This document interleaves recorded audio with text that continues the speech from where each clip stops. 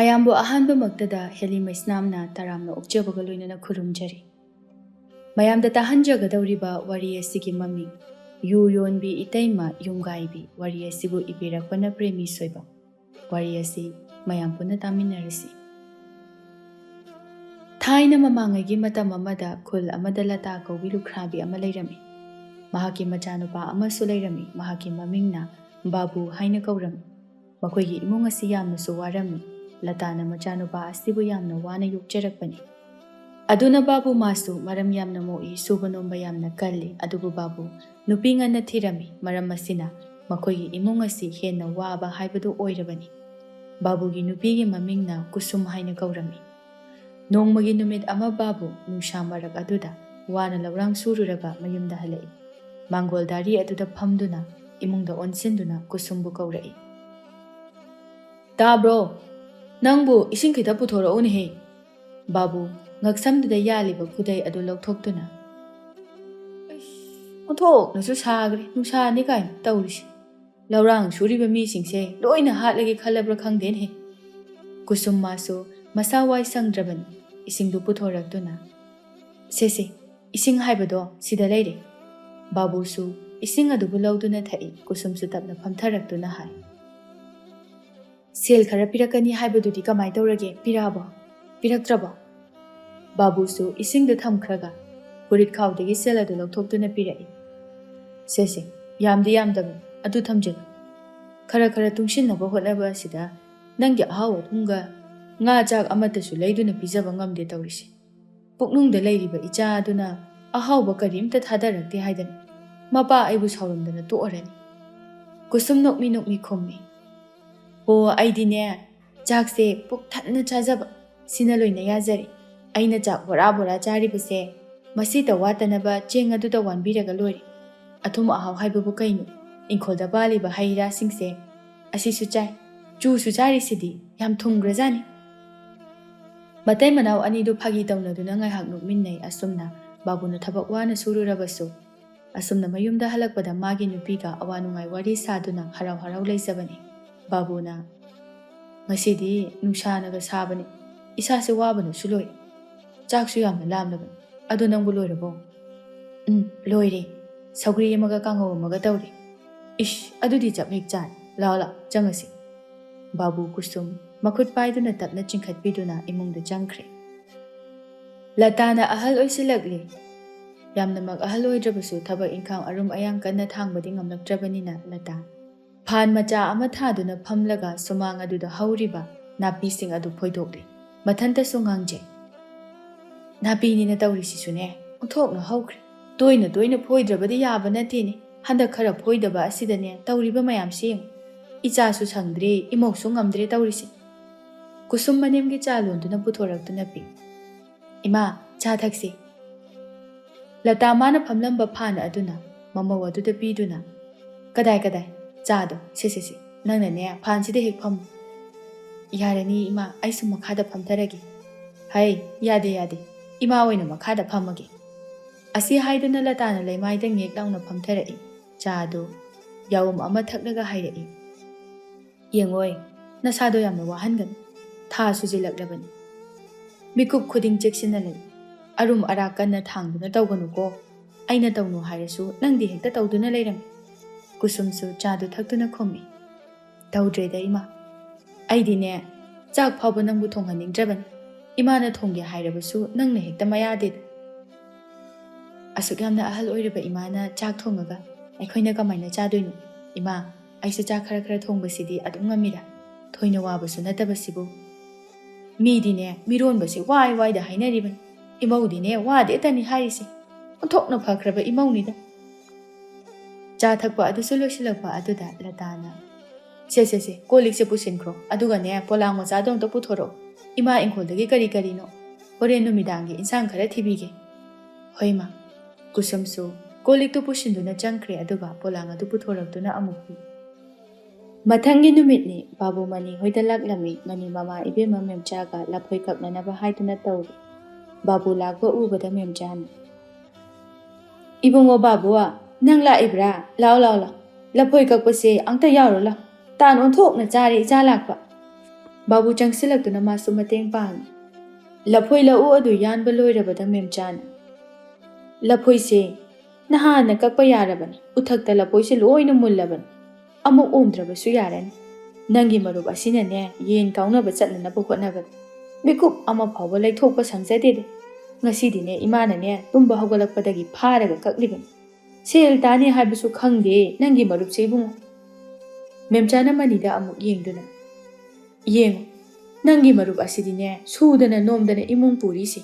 Midi machasu ukidawre. Aduga nangna angang saduna. Aina amunba thonga bora laukhalido. Hai, namaido ikayuni he. Memcha lepte. Babuda thok amuk unsinduna hai. Ibungo, nangi marub se nangna thabak chatpada makhong makhutse pullaga khara pu khomi nangbo. Mase suning janing ba supok trabani. Babu na noptuna. Hoi ma, handakti pullaga hekta pugi. Mani na laphoi adu laphangdu kakna khum. Yari nang amaso, ngangrabani. Aikoi masu mga. Mi yamta mai mamisido uba yaru. Macha aisibu pullaga ngangdu tawraga le. Mama machagi mataw aduda babu nokmi yengduna le. Memchana makhata rai. Hai, ngangdridiye. Nang na yamna maram muagabu aina sumaina ngangadro, ha? Nong phadok ngangbadi, isadi yen kauna ba chatnanabu hotnabada. Mikup ama phawba laithokpa sangjadedo. Nang di namaido ikaidro. Nang marupki mamangda, midi yeng. Imung punanabu hotnabada. Khawang khangdana thabak surisi. Nang na masida angang sadana phamja jaraga leiriba. Babu na memchada.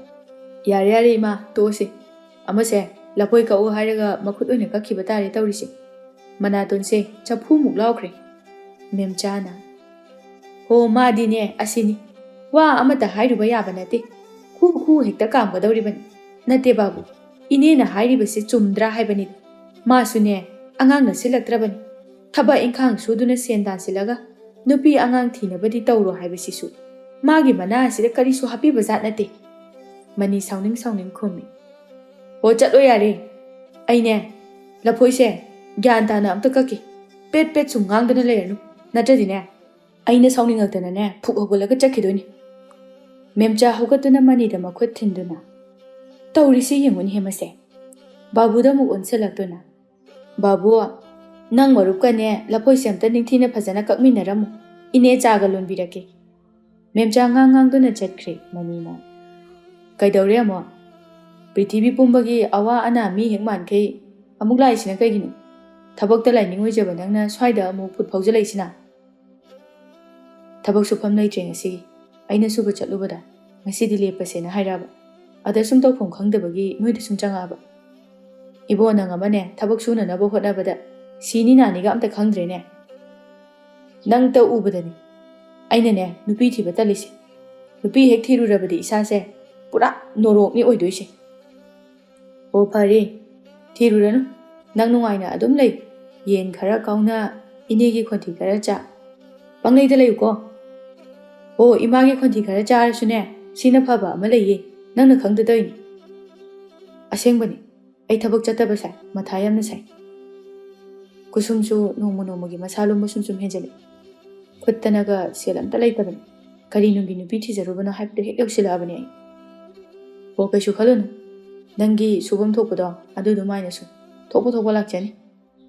Asumna anidu wari sana laphoi adusu laphang kakpalo shile. Memchana cha puthoraktuna cha amuk thai. Babu na chatlagi hairakpa aduda memchana. Babua, se. Laphoi se. Imauda ne pijaw. Uthakta munba laphoi ni. Yamna su haubani. Ine su ne nongmata laaga. Imaudo kaimta pijabu su ngamde tawrisi. Babu su laphoi do lawshile aduga mayumda halakli. Mana mayum yorakpada kusum phamungda leirame. Kaidawrage nasangamdraba. Kusum tapna hogatuna phami. Kaisu tawdeda. Sum isase khara wayana potharambani. Kaidawre. Thabak jatnina chakhraga ngantana halade. Thabak to ngasidi suragumsena haire. Se laphoi yam hawe habani. Nang pijaw haiduna ine memchana pirakpani. Kusum so laphoi do lawshile babuna. Imadi kai chakre lebu dena. Chaka di thong driba nangba. ꯊꯣꯡꯗ꯭ꯔꯤ ꯏꯃꯥꯕꯨꯗꯤ ꯂꯥꯟꯅ ꯊꯧꯔꯝ ꯑꯃ ꯌꯥꯎꯅꯤꯅ ꯆꯠꯈꯤ ꯏꯃꯥꯒꯤꯗꯤ ꯆꯥꯛ ꯍꯥꯞꯄꯅꯨꯅ ꯍꯥꯏꯔꯝꯃꯤ ꯊꯕꯛꯁꯨ ꯆꯠꯇ꯭ꯔꯕꯅꯤꯅ ꯆꯥꯛꯇꯣ ꯑꯩ ꯊꯣꯡꯕꯤꯔꯒꯦ ꯆꯥꯛꯈꯨꯝ ꯆꯠꯁꯤ ꯂꯥꯛꯑꯣ ꯅꯪ ꯑꯩꯕꯨ ꯁꯪꯉꯨ ꯂꯥꯛꯑꯣ ꯏꯇꯣꯝꯇ ꯊꯣꯡꯕꯗꯣ ꯀꯤꯖꯩ ꯃꯇꯝ ꯐꯠꯇꯦ ꯃꯤꯅ ꯑꯃꯨꯛ ꯐꯥꯈꯤꯗꯧ ꯃꯥꯜꯂꯦ ꯀꯨꯁꯨꯝꯁꯨ ꯃꯄꯨꯔꯣꯏꯕꯒꯤ ꯋꯥꯇꯥ ꯑꯗꯨꯗ ꯅꯣꯛꯇꯨꯅ ꯇꯞꯅ ꯀꯨꯝꯊꯔꯛꯂꯒ ꯃꯇꯨꯡ ꯏꯟꯅꯗꯨꯅ ꯃꯥꯁꯨ ꯆꯥꯛꯈꯨꯝꯗ ꯂꯥꯛꯏ ꯕꯥꯕꯨ ꯆꯥꯛ ꯊꯣꯡꯅꯅꯕꯅꯤ ꯍꯥꯏꯗꯨꯅ ꯀꯣꯏꯂꯥꯡ ꯂꯥꯡꯏ ꯕꯥꯕꯨꯅ ꯀꯩ ꯏꯟꯖꯥꯡ ꯆꯥꯅꯤꯡꯉꯦ ꯀꯩ ꯏꯟꯖꯥꯡ ꯊꯣꯡꯁꯤꯒꯦ ꯀꯨꯁꯨꯝ ꯐꯥꯟ ꯑꯃꯗ ꯐꯝꯗꯨꯅ ꯏꯔꯣꯟꯁꯦ ꯑꯩꯗꯤ ꯏꯔꯣꯟꯕ ꯆꯥꯅꯤꯡꯉꯤ ꯅꯪꯒꯤ ꯏꯔꯣꯟꯕꯁꯦ ꯑꯣꯟꯊꯣꯛꯅ ꯆꯥꯈ꯭ꯔꯦ ꯏꯕꯦꯝꯃ ꯑꯉꯥꯡꯒꯗꯣ ꯃꯣꯔꯣꯛ ꯁꯥꯏꯅ ꯀꯞꯄꯝꯕ ꯇꯥꯔꯦ ꯌꯥꯝ ꯈꯪꯈ꯭ꯔꯦꯗ ꯃꯄꯥꯅꯤ ꯀꯩꯅꯣ ꯅꯨꯃꯤꯗꯥꯡ ꯈꯨꯗꯤꯡ ꯂꯣꯟꯅ ꯂꯣꯟꯅ ꯄꯥꯎ ꯇꯝꯃꯛꯏꯅꯦ ꯃꯣꯔꯣꯛ ꯄꯤꯖꯔꯛꯀꯅꯣꯅ ꯀꯌꯥꯗ ꯃꯥꯅ ꯉꯥꯡꯉꯤꯅ ꯌꯦꯡꯉꯨꯅꯦ ꯌꯥꯔꯦ ꯆꯥꯛꯇꯣ ꯃꯩ ꯑꯝꯇ ꯍꯥꯟꯅ ꯊꯥꯒꯠꯂꯨ ꯑꯩ ꯏꯟꯁꯥꯡ ꯁꯦꯝꯕꯤꯔꯛꯑꯒꯦ ꯕꯥꯕꯨꯁꯨ ꯆꯥꯛ ꯊꯣꯡꯕ ꯍꯧꯈ꯭ꯔꯦ ꯆꯥꯛ ꯊꯣꯡꯅ ꯊꯣꯡꯅ ꯕꯥꯕꯨ ꯋꯥꯔꯤ ꯁꯥꯕꯁꯨ ꯂꯦꯞꯇꯦ ꯍꯣꯔꯦꯟꯗꯤ ꯃꯣꯔꯣꯛ ꯌꯥꯝꯅ ꯁꯥꯍꯟꯗꯕꯤꯗ ꯉꯥ ꯊꯣꯡꯁꯤ ꯑꯩꯒꯤ ꯅꯨꯄꯤꯁꯦ ꯉꯥ ꯑꯝꯇ ꯄꯤꯖꯒꯦ ꯍꯣꯏ ꯌꯥꯔꯦ ꯌꯥꯔꯦ ꯆꯥꯖꯅꯤꯡꯗꯦꯀꯣ ꯑꯗꯨꯒꯤ ꯁꯔꯨꯛꯅꯦ ꯉꯥ ꯂꯩꯗꯧꯕ ꯁꯦꯜꯗꯣ ꯇꯨꯡꯁꯤꯜꯂꯨ ꯃꯁꯤꯒꯤ ꯑꯔꯤꯛꯄꯤꯁꯦ ꯅꯣꯡ ꯐꯥꯗꯣꯛꯁꯨ ꯈꯔ ꯈꯔꯁꯨ ꯑꯍꯥꯎꯕ ꯀꯥꯏꯗꯣ ꯆꯥꯊꯣꯛꯄ ꯌꯥꯏ ꯀꯩꯅꯣ ꯁꯦꯜꯕꯨ ꯀꯩꯅꯣ ꯀꯣꯟꯅ ꯃꯌꯥꯝ ꯇꯥꯜꯂ ꯂꯣꯏꯔꯦ ꯏꯕꯦꯝ ꯅꯪꯁꯦ ꯑꯩꯅ ꯃꯍꯥꯔꯥꯅꯤꯒꯨꯝꯅꯅꯦ ꯗꯨꯛ ꯊꯥꯎꯃꯩ ꯊꯥꯔꯒ ꯂꯥꯠꯀꯦ ꯍꯥꯏꯕꯕꯨ ꯈꯜꯂꯤꯕꯅꯤ ꯑꯩꯗꯤꯅꯦ ꯑꯩꯅ ꯈꯔ ꯂꯥꯏꯔꯕ ꯑꯣꯏꯕꯁꯤꯗ ꯉꯝꯗꯕꯒꯤ ꯑꯗꯨꯛ ꯇꯧꯕꯒꯤ ꯋꯥꯅꯤ ꯑꯩ ꯂꯣꯏꯅ ꯈꯪꯖꯔꯦ ꯌꯥꯔꯦ ꯁꯤꯀꯤ ꯂꯩꯇꯕ ꯅꯪꯅ ꯃꯍꯥꯔꯥꯅꯤꯒꯤ ꯃꯪꯒ ꯃꯪꯕꯤꯔꯅꯨ ꯌꯦꯡꯉꯨꯗ ꯅꯣꯡꯃꯗꯤ ꯅꯪꯁꯦ ꯑꯩꯅ ꯀꯌꯥꯗ ꯅꯨꯡꯉꯥꯏꯅ ꯊꯝꯒꯦ ꯍꯥꯏꯕꯗꯨ ꯌꯦꯡꯉꯨ ꯑꯁꯨꯝꯅ ꯋꯥꯔꯤ ꯁꯥꯟꯅ ꯁꯥꯟꯅ ꯆꯥꯛ ꯑꯗꯨꯁꯨ ꯂꯣꯏꯁꯤꯟꯗꯨꯅ ꯆꯥꯃꯤꯟꯅꯔꯦ ꯉꯥꯏꯍꯥꯛꯀꯤ ꯃꯇꯨꯡꯗ ꯂꯇꯥꯁꯨ ꯍꯜꯂꯛꯂꯦ ꯃꯧ ꯇꯥꯕ꯭ꯔꯣ ꯅꯪꯕꯣ ꯂꯥꯎꯅꯤꯍꯦ ꯏꯅꯦꯝꯅꯅꯦ ꯂꯥꯟꯅ ꯊꯧꯔꯝ ꯆꯠꯂꯨꯕꯒꯤ ꯑꯆꯥ ꯑꯊꯛ ꯄꯨꯔꯛꯏꯅꯦ ꯀꯩꯀꯩ ꯄꯨꯔꯛꯏꯅꯣ ꯏꯃꯥ ꯁꯦ ꯀꯕꯣꯛ ꯅꯨꯡꯕꯣꯛ ꯈꯔꯁꯨ ꯌꯥꯎꯕꯅꯤ ꯑꯗꯨꯒꯅꯦ ꯈꯦꯆ꯭ꯔꯤꯁꯨ ꯌꯥꯎꯕꯅꯤ ꯆꯥꯎ ꯀꯨꯁꯨꯝ ꯐꯝꯊꯔꯛꯇꯨꯅ ꯃꯅꯦꯝꯅ ꯄꯨꯔꯛꯄꯗꯨ ꯆꯥꯏ ꯈꯦꯆꯤꯁꯦ ꯑꯩꯅ ꯆꯥꯅꯤꯡ ꯂꯩꯔꯝꯕꯅꯤ ꯌꯥꯝꯅꯁꯨ ꯍꯥꯎꯋꯦ ꯏꯃꯥ ꯍꯥꯎꯕꯅꯤ ꯆꯥꯎ ꯏꯕꯨꯡꯉꯣꯗꯤ ꯊꯕꯛ ꯑꯃꯨꯛ ꯆꯠꯈ꯭ꯔꯕ꯭ꯔꯥ ꯆꯠꯈ꯭ꯔꯦ ꯏꯃꯥ ꯀꯨꯏꯕꯨ ꯀꯨꯏꯗ꯭ꯔꯤ ꯆꯠꯈꯤꯕ ꯃꯥꯁꯨꯅꯦ ꯈꯥ ꯋꯥꯡ ꯀꯣꯏꯆꯦꯟ ꯍꯦꯛ ꯆꯦꯟꯕꯗ ꯋꯥꯖꯔꯕꯅꯤ ꯃꯥꯁꯨ ꯃꯥꯅ ꯂꯣꯏꯅ ꯍꯣꯠꯅꯗꯨꯅ ꯂꯩꯔꯕꯅꯤꯅ ꯋꯥꯕꯅ ꯁꯨꯄꯣꯛ ꯇꯥꯔꯕꯅꯤ ꯏꯆꯥꯁꯦ ꯑꯁꯨꯝꯅ ꯃꯇꯝ ꯈꯔ ꯍꯧꯈ꯭ꯔꯦ ꯉꯁꯤꯗꯤ ꯀꯨꯁꯨꯝ ꯃꯁꯥ ꯉꯝꯗ꯭ꯔꯦ ꯍꯥꯏꯗꯨꯅ ꯍꯣꯏ ꯂꯥꯎꯗꯨꯅ ꯂꯩꯈ꯭ꯔꯦ ꯂꯇꯥꯅ ꯃꯆꯥꯅꯨꯄꯥꯗ ꯌꯦꯡꯗꯨꯅ ꯏꯕꯨꯡꯉꯣ ꯆꯠꯂꯣ ꯑꯃꯥꯏꯕꯤ ꯀꯧꯔꯛꯑꯣ ꯊꯨꯅ ꯆꯠꯂꯣ ꯏꯃꯧꯁꯦ ꯃꯁꯥꯁꯦ ꯋꯥꯕꯅ ꯂꯣꯏꯔꯦ ꯕꯥꯕꯨꯁꯨ ꯄꯥꯈꯠꯅ ꯍꯣꯏ ꯍꯥꯏꯔꯝꯗꯨꯅ ꯑꯃꯥꯏꯕꯤ ꯀꯧꯕ ꯆꯠꯈꯤ ꯕꯥꯕꯨꯅ ꯃꯅꯤꯕꯨ ꯂꯝꯕꯤꯗ ꯊꯦꯡꯅꯗꯨꯅ ꯃꯉꯣꯟꯗꯁꯨ ꯍꯥꯏꯔꯝꯃꯤ ꯃꯅꯤꯁꯨ ꯃꯃꯥꯕꯨ ꯀꯧꯔꯨꯗꯨꯅ ꯕꯥꯕꯨ ꯈꯣꯏꯗ ꯂꯥꯛꯏ ꯕꯥꯕꯨꯁꯨ ꯑꯃꯥꯏꯕꯤ ꯄꯨꯔꯛꯇꯨꯅ ꯂꯥꯛꯏ ꯃꯥꯏꯕꯤ ꯑꯗꯨꯁꯨ ꯏꯃꯨꯡꯗ ꯆꯪꯈ꯭ꯔꯦ ꯕꯥꯕꯨ ꯄꯥꯈꯠꯅ ꯀꯣꯏꯆꯠ ꯆꯠꯂꯤ ꯃꯕꯨꯛꯅꯤꯡꯗꯁꯨ ꯏꯁꯣꯔꯕꯨ ꯈꯨꯔꯨꯝꯖꯩ ꯍꯦ ꯏꯁꯣꯔ ꯃꯥꯕꯨ ꯑꯁꯣꯏ ꯑꯉꯥꯝ ꯊꯣꯛꯍꯟꯕꯤꯒꯅꯨ ꯃꯃꯥ ꯃꯆꯥ ꯑꯅꯤꯃꯛ ꯇꯦꯛꯇ ꯀꯥꯏꯗꯅ ꯑꯩꯒꯤ ꯏꯐꯝꯗ ꯁꯤꯟꯅꯕꯤꯌꯨꯕ ꯇꯟꯖꯥꯗꯨꯃꯛꯇꯗ ꯏꯃꯨꯡꯗ ꯑꯉꯥꯡ ꯀꯞꯄꯒꯤ ꯃꯈꯣꯜ ꯇꯥꯔꯛꯏ ꯃꯅꯤꯁꯨ ꯐꯕꯨꯁꯨ ꯏꯃꯨꯡꯗ ꯄꯨꯂꯞ ꯌꯦꯡꯉꯤ ꯑꯃꯥꯏꯕꯤ ꯑꯗꯨꯅ ꯑꯉꯥꯡ ꯑꯗꯨ ꯅꯤꯡꯊꯤꯅ ꯅꯤꯡꯊꯥ ꯑꯉꯧꯕ ꯑꯃꯅ ꯌꯣꯝꯁꯤꯟꯗꯨꯅ ꯄꯝꯗꯨꯅ ꯄꯨꯊꯣꯔꯛꯂꯦ ꯏꯕꯨꯡꯉꯣ ꯕꯥꯕꯨꯋꯥ ꯅꯆꯥꯅꯨꯄꯥ ꯃꯁꯛ ꯃꯇꯧ ꯐꯖꯈ꯭ꯔꯕ ꯑꯃ ꯐꯪꯖꯔꯦ ꯁꯦ ꯅꯆꯥꯁꯦ ꯃꯁꯛ ꯌꯦꯡꯖꯔꯣ ꯕꯥꯕꯨ ꯍꯔꯥꯎ ꯑꯉꯥꯡꯗꯨꯕꯨ ꯂꯧꯗꯨꯅ ꯃꯊꯥꯗ ꯀꯣꯟꯁꯤꯜꯂꯦ ꯑꯗꯨꯒ ꯌꯥꯝꯅ ꯅꯨꯡꯉꯥꯏꯖꯔꯦ ꯏꯅꯦ ꯑꯗꯣ ꯃꯃꯥꯒꯤ ꯐꯤꯕꯝꯕꯨ ꯃꯃꯥꯁꯨ ꯀꯩꯁꯨ ꯊꯣꯏꯗꯣꯛꯄ ꯇꯧꯗꯦ ꯑꯃꯥꯏꯕꯤꯗꯨ ꯏꯃꯨꯡꯗ ꯑꯃꯨꯛ ꯆꯪꯈ꯭ꯔꯦ ꯃꯅꯤ ꯆꯪꯁꯤꯜꯂꯛꯇꯨꯅ ꯃꯥꯁꯨ ꯑꯉꯥꯡꯗꯨꯕꯨ ꯌꯦꯡꯗꯨꯅ ꯍꯥꯏꯒꯨꯝꯃꯗꯅ ꯏꯆꯥꯁꯦ ꯃꯁꯛ ꯃꯇꯧ ꯌꯥꯝꯅ ꯌꯥꯗꯧꯔꯤꯅꯦ ꯑꯣꯟꯊꯣꯛꯅ ꯅꯨꯡꯁꯤꯈ꯭ꯔꯦꯗ ꯃꯃꯥ ꯃꯄꯥꯒꯤ ꯑꯣꯏꯔꯤꯕ ꯁꯛꯇꯝ ꯑꯁꯤꯒ ꯑꯁꯨꯝꯅ ꯎꯅꯤ ꯍꯥꯏꯕꯗꯤ ꯍꯦꯛ ꯊꯥꯖꯔꯨꯗꯕꯅꯤ ꯇꯧꯔꯤꯁꯦ ꯕꯥꯕꯨ ꯃꯅꯤꯗ ꯄꯩꯅ ꯌꯦꯡꯗꯨꯅ ꯅꯪꯁꯨ ꯏꯕꯣ ꯑꯣꯟꯊꯣꯛꯄꯗ ꯉꯥꯏꯔꯤꯕ ꯏꯆꯥꯁꯤꯒꯤ ꯃꯃꯥꯡꯁꯤꯗ ꯑꯐ ꯅꯨꯡꯉꯥꯏꯕ ꯋꯥ ꯑꯃꯠꯇ ꯍꯦꯛ ꯍꯥꯏꯗꯦꯗꯀꯣ ꯅꯪꯁꯦ ꯑꯁꯨꯝꯅ ꯆꯍꯤ ꯑꯅꯤꯔꯣꯝ ꯍꯧꯖꯤꯟꯈ꯭ꯔꯦ ꯑꯗꯨꯕꯨ ꯃꯇꯝ ꯃꯥꯅ ꯐꯅ ꯍꯧꯈ꯭ꯔꯕꯁꯨ ꯕꯥꯕꯨꯒꯤ ꯏꯃꯨꯡꯒꯤ ꯐꯤꯕꯝꯗꯤ ꯐꯒꯠꯄ ꯀꯧꯕ ꯂꯩꯇ꯭ꯔꯤ ꯍꯧꯖꯤꯛꯇꯤ ꯀꯨꯁꯨꯝ ꯃꯥꯁꯨ ꯃꯆꯥ ꯑꯄꯤꯛꯄ ꯑꯗꯨꯕꯨ ꯆꯦꯟꯅ ꯃꯄꯨꯔꯣꯏꯕꯒꯤ ꯃꯇꯦꯡ ꯑꯉꯝꯕ ꯈꯔꯗꯪ ꯑꯣꯏꯔꯕꯁꯨ ꯄꯥꯡꯂꯤ ꯀꯨꯁꯨꯝ ꯐꯤꯁꯥꯀꯣꯜ ꯑꯗꯨꯗ ꯐꯤ ꯁꯥꯗꯨꯅ ꯂꯩꯔꯝꯕꯅꯤ ꯑꯗꯨꯕꯨ ꯅꯣꯡ ꯈꯔ ꯂꯥꯛꯄ ꯑꯗꯨꯗ ꯐꯤꯁꯥꯀꯣꯜꯗꯒꯤ ꯀꯨꯝꯊꯔꯛꯂꯒ ꯏꯪꯈꯣꯜꯗ ꯆꯠꯇꯨꯅ ꯍꯪꯒꯥꯝ ꯃꯔꯨ ꯈꯔ ꯑꯃꯨꯛ ꯍꯨꯟꯖꯤꯜꯂꯤ ꯑꯉꯥꯡ ꯀꯞꯂꯛꯄ ꯑꯗꯨꯗ ꯃꯅꯦꯝꯅ ꯊꯦꯝꯃꯤ ꯌꯥꯝꯃꯜꯂꯛꯇ꯭ꯔꯕꯗ ꯀꯨꯁꯨꯝꯕꯨ ꯀꯧꯔꯛꯏ ꯃꯧ ꯅꯪꯕꯨ ꯑꯝꯇ ꯂꯥꯎꯅꯤꯍꯦ ꯏꯁꯨꯁꯦ ꯀꯞꯄꯅ ꯂꯣꯏꯔꯤꯅꯦ ꯃꯕꯨꯛ ꯂꯥꯝꯃ ꯃꯥꯜꯂꯦ ꯑꯝꯇ ꯄꯤꯊꯛꯎ ꯂꯥꯎ ꯀꯨꯁꯨꯝꯅ ꯑꯃꯨꯛ ꯂꯥꯛꯇꯨꯅ ꯑꯉꯥꯡꯗꯨꯕꯨ ꯂꯧꯗꯨꯅ ꯃꯕꯨꯛ ꯄꯤꯊꯛꯏ ꯏꯁꯨꯁꯦ ꯃꯕꯨꯛ ꯐꯝꯃꯜꯂꯤ ꯍꯥꯏꯗꯨꯅ Nangna thadok-thadoktuna thabakta tawduna laithoi. Haisu haibani. Onthoknasu phagre aigi isusi. Mana mabuk lamlaba kanda khaktani mana kaplibase.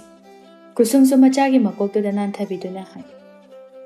Mana mabuk phabagini aina thabak mayam ama honaba ngamise ima. Nangsune wajare tawrisi. Phi amuk sa ingkhol amuk koi. Yumgi kublom amuk hona. Inemna solabanina. Nangi mateng pangbusu ngamde tawrisi. Angang khara lauthokpibase khaktanida. Kaisu wadida ima laibagine aina siyawna honaba ngamise. Macha apikpa adusu tumduna lairamle Latana. Ise amuk tumkhra male ne mase. Chalo ibim. Angangdo amta sumbirura. Ohoi ma. Kusumsu angang adubu pamduna imungda changki. Machaduna tumkhringai loishinba yaba thabak loishille. Ingkholda changduna hangam singado amuk phukle. Latana mamongna phuklakpa hangam adu charu khara lauraga punbi Kusumna. Sigi hangam singse marol ama loina phoitatadi yararo. Anauba pot thananaba tawthogena tawbani. Aduna pharani. Sum lairagane lam kansinabani. Anauba matamgi oiba pot thajingadabani. Latana hangam punna hairakpani ngaihaki matungda hangam punba suloiri numit khara nemtharakpa aduda Latana. Mawibema imase laikagi ahansing tinani haibadu ngangta yawrukhige. Hek chatrabasu phajaroi tawrise. Hoima chatpiruru. Ado nangbu hangam yonba kaithela chakani haibadubu angangsina kamdauba. Chatoini ima yani ayedum posilaga pukhrage. Phare adudine ima sunga hak yawrukhige ko. Asi hairamduna Lata su thokre Kusummasu macha apikpa adu namdana posinduna kaithelda hangam yonba lai. Mana he piba laikagi mane adugi pakham mapa yawrakpada. Kusumna thumuktu thare. Ine se hangam se mapun tara mangani. Kadai. Ish nangi hangam sidi onthokna phajakreda Kusum. Kusum su nokmi tawi tababi na makha tarai. Ado Kusum ngasidi ine se posit kaya phatte. Aduna nangi sel se ine haujikna pulap pibadi ngamoi ko. Horen numidang kaithel kumlaklaga awatpadu pigi. Haujikidi khara hana paikhro ko. Hoine kaisu kaidiye. Kharabu hana piraklabadi aisu poche khara laikhigena tawbani. Tababisu sel khara pirai. Kusumsu madubu lauduna chatlage hairamduna chatkre. Nakandagi potpham phambi amana hairai. Iche haujiki maudubu ine Latagi mamong nupido natrane. Mani ibema maram mokraba maung. Mathauna su laikhraba. Maitai nupi taseng bin. Hoine iche minasu thabak yamna phai haina hainai. Ho phabane imungdu khara wayi. Matai manau ani changdana thong manana sel talibani. Nong matasu khadante. Onthokna su nusina khrabani. Nupi asisu atuk yamna pharadabu karigi khanaruni. O moigumbase matam amadadi yamna nungairakadawribazani. Kusum sisune thabak mayamse hotnabada ngahakta phawba phamba sangjadabani. Kanagumba nupi ama oirabadine ware haidana tumina laithokkigadawribani. Nupi dusu tababigi wata aduda pamjana makhatana hairai. Aigi ichanupa ama laibadusune asigumba nupi amatang ima oina pusilaklabadi onthokna nungaikranida. Asumna kaithel phambi singadu wari saduna lehoi. Numidangi matamni Lata mangol aduda phak ama thaduna masu aduga lei. Nakandana thangmoi amasu thali aduga Kusumna imungda chak thongli. Tanja aduda babusu thabak halai. Latana nangsu halaklabra. Ngasidi khara thengida. Babu machadubu pamkhatuna khommi. Hoima khara thengkhre. Loishindaba yadaba thabak oibagi adum loishalamaba adugini. Phare chango. Imaunane chak loige tawramani. Nakong nakutkado hamto uro. Babu su amu angang adu thanamduna imungda changkhre Kusumda amu hangi. Chak loi tawrabro? Loirabagumbani. Pirol hongtokpiro. Ai chak thiramage. Hoi. Kusumma su chak adubu thidokle Lata su angang adu puduna chakumda changaktuna. Ima oibema se angang se chak kita inbiyu. Isu se tumsu tumninga male. Hoima ai hinbirage. ꯑꯁꯨꯝꯅ ꯀꯨꯁꯨꯝꯅ ꯆꯥꯛ ꯈꯔ ꯈꯥꯏꯗꯣꯛꯇꯨꯅ ꯑꯂꯨ ꯑꯗꯨꯒ ꯅꯤꯡꯊꯤꯅ ꯃꯐꯣꯟ ꯇꯥꯅ ꯅꯩꯈꯥꯏꯔꯒ ꯃꯆꯥ ꯑꯗꯨꯕꯨ ꯄꯝꯗꯨꯅ ꯆꯥꯛ ꯏꯪꯕꯤ꯫ ꯉꯥꯏꯍꯥꯛꯀꯤ ꯃꯇꯨꯡꯗ ꯃꯌꯥꯝꯁꯨ ꯆꯥꯛ ꯏꯁꯤꯡ ꯇꯣꯛꯅꯔꯗꯨꯅ ꯄꯣꯊꯥꯕ ꯆꯪꯅꯔꯛꯂꯤ꯫ ꯀꯨꯁꯨꯝ ꯃꯥꯁꯨ ꯃꯆꯥꯗꯨꯕꯨ ꯁꯨꯝꯃꯤ꯫ ꯑꯉꯥꯡ ꯑꯗꯨꯁꯨ ꯃꯕꯨꯛ ꯄꯤꯛ ꯊꯜꯂꯕ ꯑꯗꯨꯗ ꯅꯨꯡꯉꯥꯏꯅ ꯇꯨꯝꯊꯈ꯭ꯔꯦ꯫ ꯅꯥꯀꯟꯗꯒꯤ ꯕꯥꯕꯨꯅ ꯍꯥꯏꯔꯛꯏ, ꯇꯨꯝꯈ꯭ꯔ ꯃꯥꯜꯂꯦꯅꯦ, ꯑꯣꯟꯊꯣꯛꯅ ꯅꯨꯡꯁꯤꯈ꯭ꯔꯦꯗ ꯏꯆꯥꯁꯦ꯫ ꯀꯨꯁꯨꯝ ꯅꯣꯛꯃꯤ ꯅꯣꯛꯃꯤ ꯇꯧꯔꯒ, ꯑꯗꯨꯅꯕꯨ ꯏꯆꯥ ꯍꯥꯏꯔꯤꯕꯅꯤ꯫ ꯑꯗꯣ ꯅꯨꯄꯥ, ꯑꯩ ꯋꯥ ꯑꯃ ꯍꯧꯗꯣꯛꯀꯦꯅ ꯈꯟꯕꯅꯤ꯫ ꯀꯩ ꯋꯥꯅꯣ ꯍꯥꯏꯌꯨꯗꯅ? ꯑꯩꯈꯣꯏꯅ ꯃꯔꯨꯞ ꯑꯃ ꯐꯥꯎꯕꯗꯣ ꯃꯊꯪ ꯊꯥꯗꯗꯤ ꯐꯪꯒꯅꯤ ꯍꯥꯏ꯫ ꯑꯗꯨꯒ ꯑꯩꯈꯣꯏꯅ ꯁꯦꯜ ꯈꯔ ꯈꯔ ꯇꯨꯡꯁꯤꯟꯕ ꯑꯗꯨꯁꯨ ꯐꯅ ꯌꯥꯝꯃꯕꯅꯤ꯫ ꯑꯗꯨꯅ ꯃꯇꯥꯡ ꯆꯥꯔꯤꯉꯩꯗ ꯅꯪꯒꯤ ꯂꯧꯐꯝ ꯑꯃ ꯂꯧꯁꯤ ꯍꯥꯏꯕꯗꯣ ꯂꯧꯍꯧꯔꯁꯤꯔꯥ? ꯕꯥꯕꯨꯁꯨ ꯐꯃꯨꯡ ꯑꯗꯨꯗ ꯁꯥꯡꯅ ꯇꯤꯡꯊꯣꯛꯂꯒ ꯈꯨꯝꯃꯤ, ꯑꯩꯁꯨ ꯃꯗꯨ ꯍꯥꯏꯒꯦ ꯈꯜꯂꯝꯕꯅꯤ꯫ ꯃꯔꯨꯞꯁꯨ ꯐꯪꯒꯅꯤ ꯍꯥꯏꯕꯅꯤꯅ ꯂꯩꯍꯧꯕꯅ ꯐꯔꯦꯅꯤ꯫ ꯑꯋꯥꯠ ꯑꯄꯥ ꯈꯔꯁꯨ ꯇꯧꯔꯒ ꯀꯅꯥ ꯀꯅꯥꯗꯒꯤꯅꯣ ꯈꯔ ꯍꯪꯅꯔꯒ ꯂꯧꯍꯧꯕꯅ ꯐꯔꯦꯅꯤ꯫ ꯑꯩꯅ ꯊꯕꯛ ꯁꯨꯕꯒꯤ ꯈꯨꯠꯁꯨꯃꯟ ꯑꯗꯨꯁꯨ ꯄꯤꯊꯣꯛꯑꯒꯦꯅ ꯍꯥꯏꯕꯅꯤ꯫ ꯀꯨꯁꯨꯝꯁꯨ ꯃꯆꯥꯗꯨꯕꯨ ꯀꯣꯟꯗꯨꯅ ꯈꯨꯝꯃꯤ, ꯑꯔꯩꯕ ꯈꯔꯁꯦ ꯂꯣꯏꯅ ꯇꯥꯈꯠꯂꯒ ꯂꯩꯍꯧꯔꯁꯦ꯫ ꯑꯩꯒꯤ ꯐꯤꯁꯤꯁꯨ ꯀꯩꯊꯦꯜꯗ ꯄꯨꯔꯛꯑꯣ ꯂꯧꯒꯦꯅ ꯍꯥꯏꯔꯤꯕꯅꯤ꯫ ꯍꯌꯦꯡ ꯍꯪꯆꯤꯠꯇꯤ ꯂꯣꯏꯁꯤꯜꯂꯅꯤ, ꯑꯗꯨꯒ ꯌꯣꯟꯊꯣꯛꯑꯒꯦ꯫ ꯁꯦꯜ ꯈꯔꯗꯤ ꯐꯪꯗꯣꯏꯅꯤ꯫ ꯂꯧ ꯑꯗꯨ ꯃꯇꯝ ꯎꯖꯔꯕꯗꯤ ꯆꯦꯡꯁꯨ ꯋꯥꯜꯂꯔꯣꯏ꯫ ꯆꯦꯡ ꯋꯥꯟꯕꯗꯅꯤ ꯑꯩꯈꯣꯏꯅ ꯅꯨꯡꯉꯥꯏꯕ ꯉꯝꯗ꯭ꯔꯤꯁꯦ꯫ ꯃꯁꯤꯇ ꯇꯣꯛꯂꯕꯗꯤ ꯁꯦꯜ ꯈꯔꯗꯤ ꯍꯦꯟꯅ ꯇꯣꯡꯕ ꯉꯝꯃꯗꯣꯏꯅꯤ꯫ ꯕꯥꯕꯨ ꯀꯨꯁꯨꯝꯗ ꯅꯨꯡꯁꯤꯅ ꯌꯦꯡꯗꯨꯅ ꯍꯥꯏ, ꯅꯪꯁꯦ ꯌꯥꯝ ꯐꯩ꯫ ꯅꯪꯕꯨ ꯐꯪꯖꯕ ꯑꯩ ꯂꯥꯏꯕꯛ ꯌꯥꯝꯅ ꯐꯩ꯫ ꯑꯩꯅ ꯋꯥꯔꯛꯂꯕ ꯃꯇꯝ ꯈꯨꯗꯤꯡ ꯅꯪꯅ ꯑꯩꯒꯤ ꯏꯇꯦꯡ ꯇꯧꯕꯤꯗꯨꯅ ꯑꯗꯨꯝ ꯂꯥꯛꯏ꯫ ꯑꯩꯒꯤ ꯍꯣꯠꯅꯕꯗ ꯅꯁꯥꯒꯤ ꯅꯨꯡꯉꯥꯏꯕ ꯈꯨꯗꯤꯡꯃꯛ ꯂꯣꯏꯅ ꯀꯠꯊꯣꯛꯂꯤꯀꯣ ꯅꯪꯁꯦ꯫ ꯇꯁꯦꯡꯅ ꯅꯪꯗꯤ ꯑꯩꯒꯤꯅꯤ ꯍꯥꯏꯗꯨꯅ ꯃꯄꯨ ꯃꯥꯅ ꯊꯥꯕꯤꯔꯛꯄꯅꯤ꯫ ꯃꯄꯣꯛ ꯃꯄꯣꯛ ꯈꯨꯗꯤꯡ ꯑꯁꯨꯛ ꯅꯨꯡꯁꯤꯕꯤ ꯅꯪꯁꯦ ꯑꯩꯇꯒꯤ ꯑꯣꯏꯖꯒꯦ꯫ ꯀꯨꯁꯨꯝꯁꯨ ꯇꯞꯅ ꯈꯨꯝꯃꯤ, ꯄꯨꯟꯁꯤꯁꯦ ꯅꯪꯒꯤ ꯑꯋꯥ ꯅꯨꯡꯉꯥꯏ ꯈꯨꯗꯤꯡꯗ ꯍꯔꯥꯎ ꯍꯔꯥꯎ ꯁꯔꯨꯛ ꯌꯥꯗꯨꯅ ꯍꯤꯡꯃꯤꯟꯅꯔꯒꯦ ꯈꯟꯗꯨꯅ ꯅꯨꯡꯁꯤꯔꯕ ꯏꯄꯥꯝ ꯂꯝꯗꯝ ꯑꯗꯨ ꯊꯥꯗꯣꯛꯇꯨꯅ ꯂꯥꯛꯂꯤꯕ ꯑꯁꯤꯅꯤ꯫ ꯅꯨꯡꯉꯥꯏꯕ ꯐꯨꯔꯥ ꯗꯂꯥꯟ ꯀꯔꯤꯁꯨ ꯄꯥꯝꯖꯗꯦ꯫ ꯅꯪꯅ ꯑꯩꯕꯨ ꯑꯁꯨꯝꯅ ꯅꯨꯡꯁꯤꯅ ꯂꯣꯏꯅꯕꯤꯕ ꯑꯁꯤꯅ ꯑꯩꯒꯤꯗꯤ ꯅꯨꯡꯉꯥꯏꯕ ꯄꯨꯝꯅꯃꯛ ꯍꯥꯏꯕꯗꯣ ꯃꯗꯨꯅꯤ꯫ ꯏꯄꯨꯔꯣꯏꯕꯒꯤ ꯃꯤꯅꯨꯡꯁꯤ ꯐꯪꯖꯕ ꯅꯨꯄꯤ ꯑꯗꯨꯅꯤ ꯈ꯭ꯋꯥꯏꯗꯒꯤ ꯂꯥꯏꯕꯛ ꯐꯕ ꯍꯥꯏꯔꯤꯁꯦ꯫ ꯑꯩꯕꯨ ꯄꯨꯟꯁꯤ ꯆꯨꯞꯄ ꯂꯥꯏꯕꯛ ꯐꯕꯤ ꯑꯗꯨꯃꯛ ꯑꯣꯏꯍꯟꯕꯤꯌꯨꯀꯣ꯫ ꯑꯁꯨꯝꯅ ꯑꯍꯤꯡ ꯑꯗꯨꯁꯨ ꯑꯗꯨꯃꯛ ꯍꯧꯈ꯭ꯔꯦ꯫ ꯑꯌꯨꯛꯀꯤ ꯃꯇꯝꯅꯤ꯫ ꯂꯇꯥ ꯄꯣꯛꯐꯝꯗ ꯆꯥ ꯑꯃꯇꯪ ꯊꯛꯀꯦ ꯍꯥꯏꯗꯨꯅ ꯊꯣꯔꯛꯏ꯫ ꯕꯦꯝꯃ, ꯆꯥ ꯑꯝꯇ ꯄꯤꯔꯛꯑꯣ꯫ ꯍꯣꯏ ꯏꯅꯦ, ꯉꯥꯏꯍꯥꯛꯇ ꯐꯝꯕꯤꯌꯨꯀꯣ꯫ ꯉꯥꯏꯍꯥꯛ ꯂꯩꯔꯒ ꯂꯩꯀꯥꯏꯒꯤ ꯃꯌꯥꯏ ꯑꯣꯏꯔꯞ ꯆꯜꯂꯕꯤ ꯅꯨꯄꯤ ꯈꯔꯁꯨ ꯄꯣꯠꯐꯝ ꯑꯗꯨꯗ ꯂꯥꯛꯏ꯫ ꯅꯨꯄꯤ ꯑꯃꯅ ꯂꯇꯥꯗ, ꯏꯅꯦ, ꯆꯥ ꯊꯛꯀꯦ ꯍꯥꯏꯔꯣ? ꯍꯣꯏ ꯏꯕꯦꯝꯃ, ꯅꯣꯏꯁꯨ ꯊꯛꯇꯣꯔꯤꯕ꯭ꯔꯣ? ꯂꯥꯛꯑꯣ ꯐꯝꯃꯣ ꯂꯥꯛꯑꯣ꯫ ꯅꯨꯄꯤꯁꯤꯡ ꯑꯗꯨꯁꯨ ꯆꯪꯁꯤꯜꯂꯛꯇꯨꯅ ꯐꯝꯂꯔꯦ꯫ ꯅꯨꯄꯤ ꯑꯃꯅ, ꯏꯅꯦꯁꯤ ꯁꯨꯃꯥꯏ ꯁꯨꯝ ꯂꯩꯀꯣ, ꯑꯍꯜꯒ ꯁꯨꯛꯑꯣꯏ ꯍꯦꯛ ꯑꯣꯏꯁꯟꯗꯦ꯫ ꯋꯥꯈꯜꯒꯁꯦ ꯌꯥꯝ ꯅꯨꯡꯉꯥꯏꯔ ꯃꯥꯜꯂꯦꯗ꯫ ꯂꯇꯥ ꯍꯔꯥꯎ ꯍꯔꯥꯎ ꯈꯨꯝꯖꯩ, ꯏꯆꯥ ꯏꯁꯨꯒꯤ ꯏꯃꯧꯒꯤ ꯀꯨꯝꯍꯩ ꯃꯌꯥꯝ ꯑꯁꯤꯅꯅꯦ ꯏꯅꯦꯁꯦ ꯅꯍꯥ ꯑꯣꯏꯍꯟꯗ꯭ꯔꯤꯕꯅꯤ꯫ ꯑꯣꯟꯊꯣꯛꯅ ꯅꯨꯡꯁꯤꯈ꯭ꯔꯦ ꯃꯈꯣꯏꯁꯦ꯫ ꯃꯈꯣꯏꯕꯨ ꯊꯥꯗꯣꯛꯇꯨꯅ ꯏꯅꯦ ꯆꯠꯅꯤꯡꯗ꯭ꯔꯦꯅꯦꯍꯦ꯫ ꯑꯗꯨꯅꯅꯦ ꯃꯈꯣꯏꯒꯤ ꯅꯨꯡꯁꯤꯕꯒꯤ ꯑꯃꯤꯇ꯭ꯔ ꯊꯛꯇꯨꯅꯅꯤ ꯏꯅꯦꯅ ꯅꯍꯥ ꯑꯣꯏꯔꯤꯕꯁꯦ꯫ ꯅꯨꯄꯤ ꯑꯃꯅ ꯑꯃꯨꯛ ꯈꯨꯝꯃꯤ, ꯍꯣꯏꯅꯦ ꯏꯅꯦ, ꯅꯪꯒꯤ ꯅꯆꯥ ꯅꯃꯧꯗꯣ ꯌꯥꯝ ꯐꯩꯅꯤ, ꯁꯨꯕ ꯅꯣꯝꯕꯅ ꯃꯔꯣꯜ ꯑꯃ ꯀꯜꯂꯤꯕ꯫ ꯂꯇꯥꯅ, ꯐꯩ ꯏꯕꯦꯝꯃ, ꯏꯅꯦꯅꯦ ꯏꯆꯥꯅꯤ ꯏꯃꯧꯅꯤ ꯀꯥꯏꯅ ꯊꯥꯒꯠꯄ ꯅꯠꯇꯦꯀꯣ꯫ ꯃꯈꯣꯏ ꯑꯅꯤꯃꯛ ꯆꯞ ꯃꯥꯟꯅꯅ ꯁꯦꯜ ꯇꯥꯟꯃꯤꯟꯅꯩ꯫ ꯉꯥꯏꯍꯥꯛ ꯁꯪꯕꯗ ꯏꯆꯥ ꯅꯨꯄꯥꯁꯨ ꯃꯉꯥꯏꯔꯦ, ꯃꯥꯒꯤ ꯅꯨꯄꯤꯒꯤ ꯃꯇꯦꯡ ꯌꯥꯝꯅ ꯄꯥꯡꯖꯩ꯫ ꯅꯆꯤꯟꯊꯤ ꯍꯥꯏꯅꯤ, ꯑꯩꯒꯤ ꯏꯃꯧꯁꯤ ꯑꯣꯟꯊꯣꯛꯅ ꯐꯈ꯭ꯔꯦ, ꯁꯅꯥꯅꯤꯅꯦ ꯁꯅꯥ꯫ ꯂꯩꯀꯥꯏꯒꯤ ꯅꯨꯄꯤꯁꯤꯡ ꯑꯗꯨꯁꯨ ꯂꯇꯥꯅ ꯍꯥꯏꯔꯤꯕꯗꯨ ꯇꯥꯏ꯫ ꯃꯈꯣꯏꯁꯨ ꯂꯣꯏꯅ ꯈꯪꯂꯤꯕ ꯎꯔꯤꯕꯅꯤ꯫ ꯋꯥꯔꯤ ꯑꯗꯨ ꯑꯆꯨꯝꯕꯅꯤ ꯈꯪꯕꯅ ꯀꯅꯥꯅꯁꯨ ꯑꯗꯨꯅꯤ ꯑꯗꯥꯅꯤ ꯇꯥꯅꯤꯡꯗꯦ ꯍꯥꯏꯗꯨꯅ ꯍꯥꯏꯔꯨꯕ ꯇꯧꯗꯦ꯫ ꯑꯁꯨꯝꯅ ꯃꯇꯝ ꯈꯔ ꯂꯩꯔꯒ ꯕꯥꯕꯨ ꯑꯃꯗꯤ ꯀꯨꯁꯨꯝ ꯃꯇꯩ ꯃꯅꯥꯎ ꯑꯅꯤ ꯆꯪꯗꯨꯅ ꯁꯤꯀꯤ ꯑꯅꯥ ꯈꯣꯝꯒꯠꯇꯨꯅ ꯂꯧꯐꯝ ꯑꯃ ꯂꯩꯔꯝꯃꯤ꯫ ꯃꯈꯣꯏ ꯑꯅꯤꯒꯤ ꯃꯇꯧ ꯑꯗꯨꯗ ꯂꯩꯀꯥꯏꯒꯤ ꯃꯤꯁꯤꯡꯅ ꯃꯈꯣꯏꯕꯨ ꯍꯣꯠꯅꯕ ꯀꯜꯂꯤ ꯍꯥꯏꯗꯨꯅ ꯅꯨꯡꯁꯤꯅ ꯁꯣꯟꯅꯔꯝꯃꯤ꯫ ꯂꯧ ꯁꯨꯅꯕ ꯃꯇꯝꯅꯤ꯫ ꯀꯨꯁꯨꯝ ꯑꯃꯗꯤ ꯕꯥꯕꯨ ꯑꯅꯤꯁꯨ ꯃꯈꯣꯏꯒꯤ ꯅꯧꯅ ꯂꯩꯖꯕ ꯂꯧꯐꯝ ꯑꯗꯨꯗ ꯂꯧꯔꯥꯡ ꯁꯨꯔꯤ꯫ ꯅꯨꯡꯁꯥꯁꯨ ꯌꯥꯝꯅ ꯁꯥꯏ꯫ ꯉꯁꯥꯏ ꯑꯌꯨꯛ ꯌꯥꯝꯅ ꯉꯜꯂꯤꯉꯩ ꯃꯇꯝꯗꯒꯤ ꯁꯨꯔꯛꯄꯅꯤ꯫ ꯍꯧꯖꯤꯛ ꯅꯨꯃꯤꯠ ꯐꯅ ꯊꯦꯡꯖꯤꯜꯂꯛꯂꯕ ꯐꯥꯎꯕꯗ ꯁꯨꯔꯤ꯫ ꯕꯥꯕꯨꯅ, ꯅꯨꯄꯤ, ꯍꯟꯅꯕ ꯇꯧꯔꯁꯤꯔꯥ? ꯐꯅ ꯊꯦꯡꯉꯤꯅꯤ꯫ ꯏꯃꯥꯁꯨ ꯑꯉꯥꯡꯗꯨꯒ ꯋꯥꯔꯝꯃꯅꯤ꯫ ꯆꯥꯛꯁꯨ ꯑꯃꯨꯛ ꯊꯣꯡꯉꯨꯗꯣꯏꯅꯤ ꯅꯪꯗꯤ꯫ ꯀꯥꯔꯁꯤ꯫ ꯑꯗꯣ ꯁꯤ ꯃꯇꯦꯛꯁꯤꯃꯗꯤ ꯂꯣꯏꯁꯤꯜꯂꯝꯃꯁꯤ꯫ ꯍꯣꯔꯦꯟ ꯅꯨꯡꯊꯤꯟꯗꯤ ꯅꯇꯣꯝꯇ ꯁꯨꯗꯧꯅꯤꯅ ꯋꯥꯔꯅꯤ꯫ ꯑꯩꯅ ꯍꯣꯔꯦꯟ ꯑꯗꯨꯝ ꯇꯧꯔꯁꯨ ꯌꯥꯕꯁꯤꯗ ꯅꯪꯅ ꯑꯩꯒꯤ ꯋꯥꯕꯤꯕꯁꯤꯗꯤꯀꯣ. ꯑꯁꯨꯝꯅ ꯉꯥꯏꯍꯥꯛꯀꯤ ꯃꯇꯨꯡꯗ ꯃꯈꯣꯏ ꯑꯅꯤꯁꯨ ꯂꯧꯔꯥꯡ ꯁꯨꯔꯨꯕ ꯍꯜꯂꯛꯂꯦ.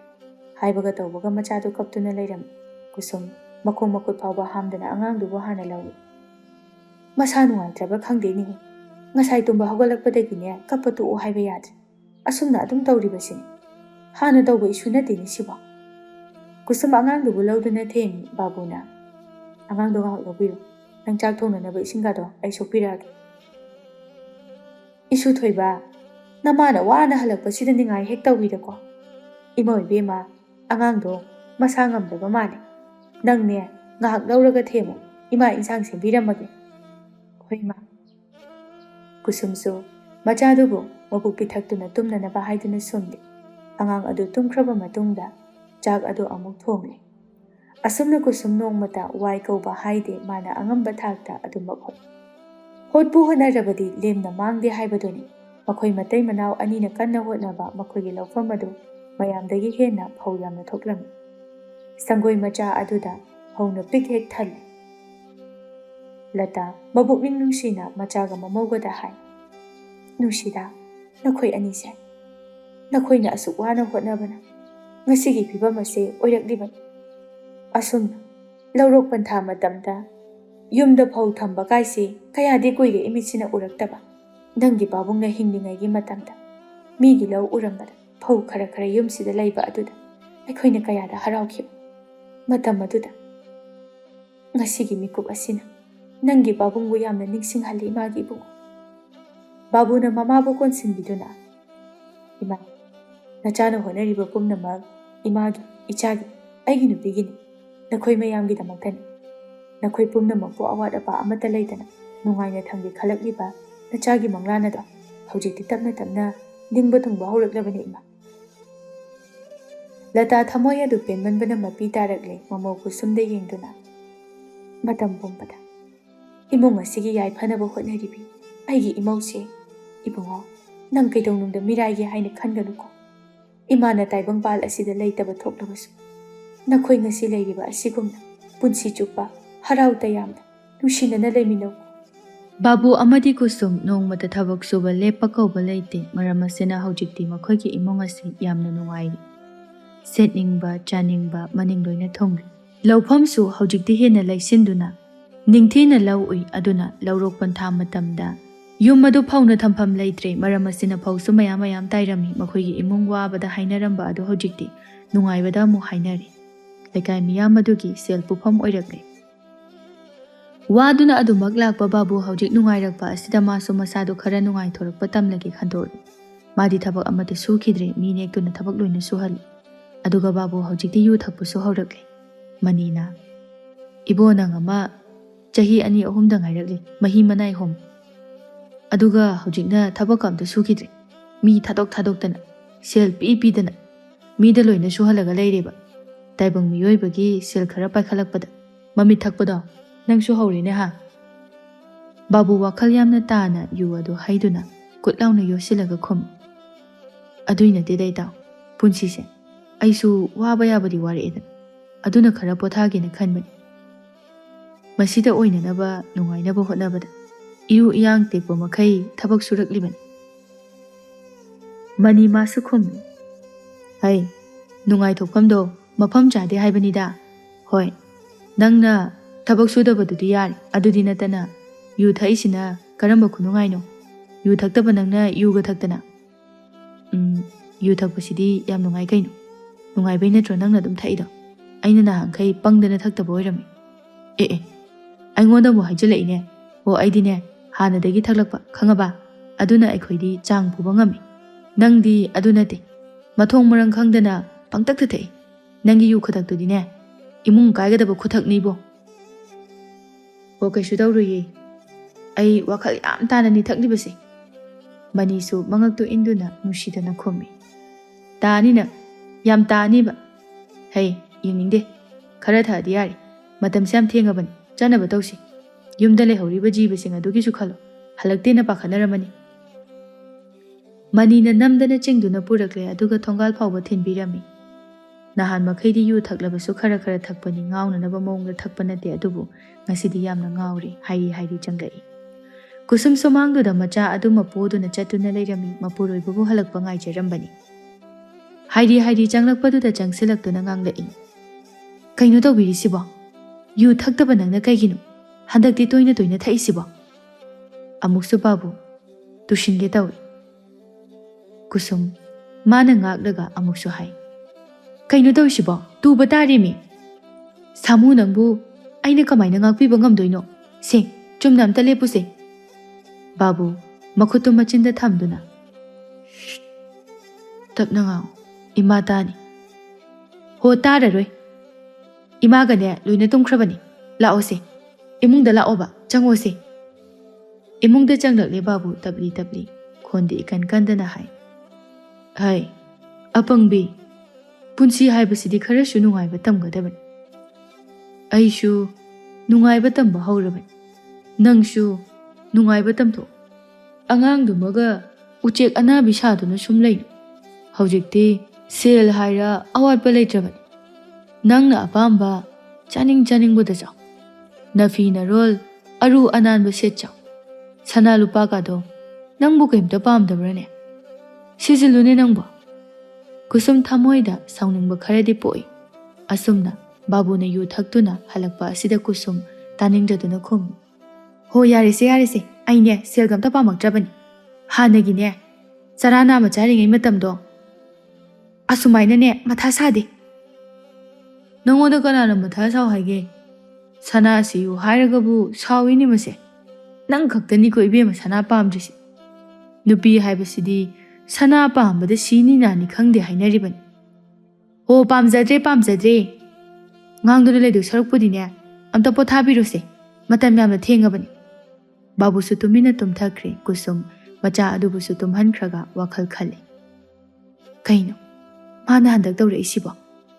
ꯁꯦꯜ ꯈꯔ ꯃꯃꯤꯠꯁꯤꯗ ꯎꯔꯛꯄꯗ ꯃꯉꯥꯏꯔꯤ꯫ ꯃꯁꯤ ꯅꯨꯄꯥꯁꯦ ꯖꯥꯠ ꯌꯥꯝꯅ ꯇꯧꯗꯣꯔꯤꯗ꯫ ꯀꯨꯁꯨꯝꯁꯨ ꯋꯥꯈꯜ ꯀꯌꯥ ꯃꯑꯣꯟ ꯈꯜꯂꯝꯂꯒ ꯇꯨꯝꯊꯈ꯭ꯔꯦ꯫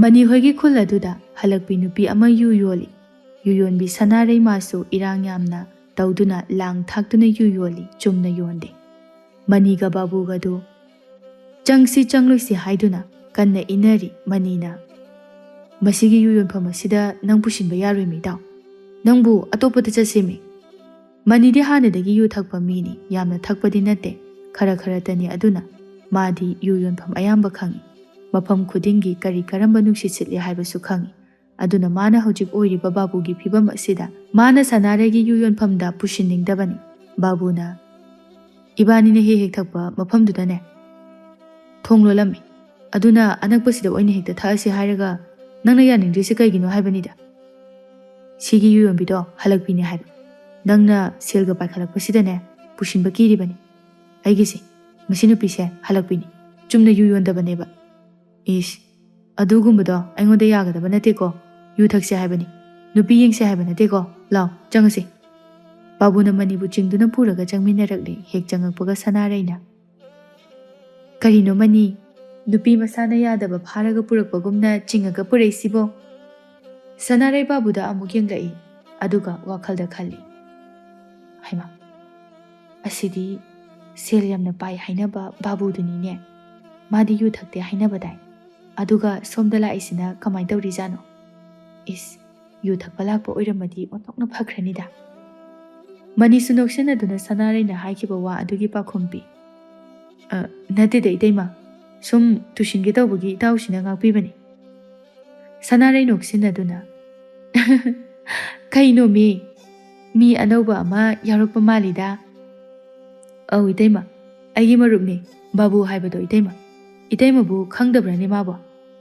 ꯍꯣ, ꯃꯃꯤꯡꯕꯨꯗꯤ ꯇꯥꯔꯦꯗ, ꯀꯔꯤꯒꯤ ꯇꯥꯗꯅꯤ, ꯁꯦꯜ ꯄꯥꯏꯕꯗ ꯃꯤꯌꯥꯝꯅ ꯍꯥꯏꯅꯔꯤꯁꯤꯕꯣ꯫ ꯕꯥꯕꯨꯁꯨ ꯃꯅꯤꯗ ꯆꯤꯔꯣꯜ ꯇꯧꯏ꯫ ꯍꯥꯏꯗꯧꯗꯨ ꯀꯣꯛ ꯍꯥꯏꯔꯣ, ꯑꯩ ꯐꯝꯃꯝꯃꯒꯦ꯫ ꯃꯅꯤꯁꯨ ꯁꯅꯥꯔꯩꯗ ꯑꯃꯨꯛ ꯌꯦꯡꯗꯨꯅ ꯍꯥꯏ꯫ ꯏꯇꯩꯃ, ꯑꯩꯈꯣꯏꯒꯤ ꯄꯣꯠ ꯈꯔ ꯄꯤꯕꯤꯔꯛꯑꯣ, ꯐꯝꯃꯝꯃꯒꯦ꯫ ꯍꯣꯏ, ꯏꯇꯩꯃ ꯄꯨꯔꯛꯑꯒꯦ꯫ ꯑꯁꯨꯝꯅ ꯅꯨꯃꯤꯠ ꯑꯁꯤꯗꯒꯤ ꯃꯅꯤꯒ ꯕꯥꯕꯨꯒꯁꯨ ꯁꯅꯥꯔꯩꯒꯤ ꯌꯨ ꯌꯣꯟꯐꯝꯗ ꯑꯃꯨꯛ ꯂꯥꯛꯇꯨꯅ ꯌꯨ ꯊꯛꯏ꯫ ꯑꯗꯨꯒ ꯕꯥꯕꯨ ꯃꯥꯁꯨ ꯍꯧꯖꯤꯛꯇꯤ ꯌꯨ ꯊꯛꯄ ꯑꯁꯤ ꯐꯖꯅ ꯍꯩꯅꯔꯦ꯫ ꯃꯅꯤꯗꯤ ꯆꯥꯡ ꯑꯃꯗ ꯊꯛꯏ, ꯍꯦꯟꯖꯤꯟꯅ ꯌꯨ ꯊꯛꯄ ꯇꯧꯗꯦ꯫ ꯕꯥꯕꯨꯗꯤ ꯃꯅꯤ ꯌꯥꯎꯗ꯭ꯔꯕꯁꯨ ꯑꯗꯨꯃꯛ ꯌꯨ ꯊꯛꯄ ꯁꯅꯥꯔꯩꯒꯤꯗ ꯂꯥꯛꯏ꯫ Ngasisu babu matomtani lakpa mani yaurakte.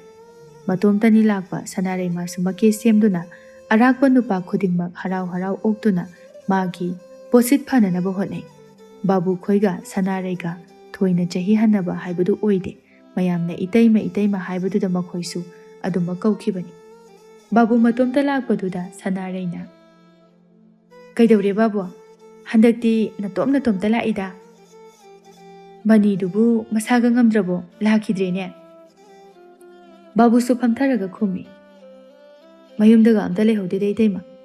Yen kaunaba chatpado aduda yu thakpo sangdrabanima. Adu itaima aigi chanabaga pot kharaga pibiro. Hoi itaima purage.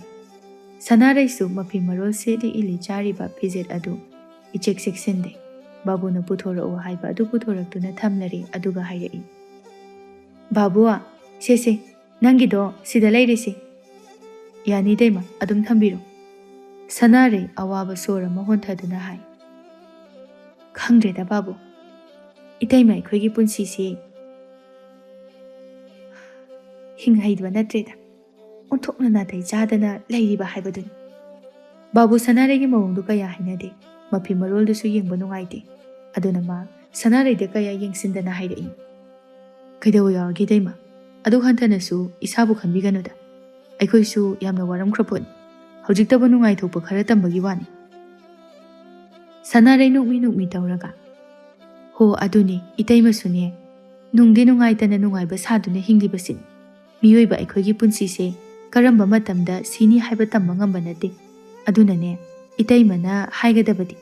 Hinglingai sida nungai thok hairisini. Kaidawdoino sel mayam ama thamjilaga nungaiba ngamdradi. Babu su Sanareina hairibadu karino khali adubu masu pakum amadi khomi. Hoi itaima yam chumi. Sanarei fijidu paiduna haingamdaba saduna hairei. Ado babu nangdi mina sel yamna punai hai. Aduna itaimasu nangondagi sel kitang laugi haige tawbani. Aduga itaimase thuna amuk singbiraki. Yai itaima sel bu kayano. Sel budi yamna yamba nateda. Lupa kun khaktani. Babu sel du laukthokduna pi. Somdana mangola duda mani mamaudu pi sing adubu thupchinduna lairingaida. Lupa khara lai. Makhoi adu makhoigi labukta thabak suba mi sing aduni. Lupa naha amana kusumda. Itaima ta babu bu laibra. Kusum phamlambadu gi lepkhatuna khummingakna. Madi laitebo. Mabu labukta lehaudabro. Nupa aduna lehaudiye itaima ngasi nungthilgibu lakbu lakdeda. Aikoi thabak suba lori. Ngasi kusumal pige haiduna hairamba. Adugi haigena sumchangakpa. Kusum wakhalda khali. Labuktani haidana chakraga khai chakrazano. Latana kaurakpada wakhal lai. Latana Imawi bema ibungo su laitabanina seldo nangonda lairagadi khara pikrodana. Hoima kusum nupasing aduda onsinduna. Noitada babu budi laite. Ado sel budi itaima pirage. Ngahaktang liramuko. Kusum imungdagi sel puthoraktuna pikre nupasing adusu chatkre. Karino ne mana handak tawrisiba. Tangbu ibungo dubu labukta chakhi haidaine. Kusumsu phaktuda amuk phamtharaktuna. Hoima aingonda labukta chakani hairami. Handakse ima mase kainuma itau tawi. Numidangsu thengna hanjilai. Yusu toina thaktuna hekta halai. Yare ima su loina khang loina aina ichase wajaraklabani khanduna mangonda wamda haidabani. Adubu mana tawriba sidi niti niyoma makairakadaw. Ngasidine ima mabu halakpa ngaigi. Mana pangtaw tawba yabro. Lata kusumda yengduna. Imawi bema yengoi imadi isase sonjilak. Ngasi hayeng tamba ngamba nate. Adubu na khoidi. Punsi lambi chatkadaba mayam ama wat. Aduna nangna yamna hay singadabani. Nupa haibase nupani. Warambadagi khangnung nungairakpa asida. Nupasi he ngawbani. Mase nangna hay singna yengsinduna phajiluko. Numidang makhoina chak toklaba phawbada babu hanjilakte. Machanupa adusu kharadi chawre.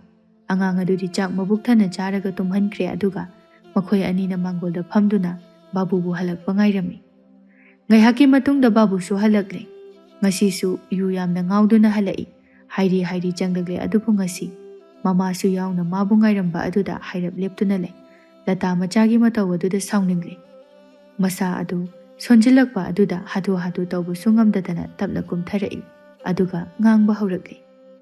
Hari, nang tawise kaino? Ha?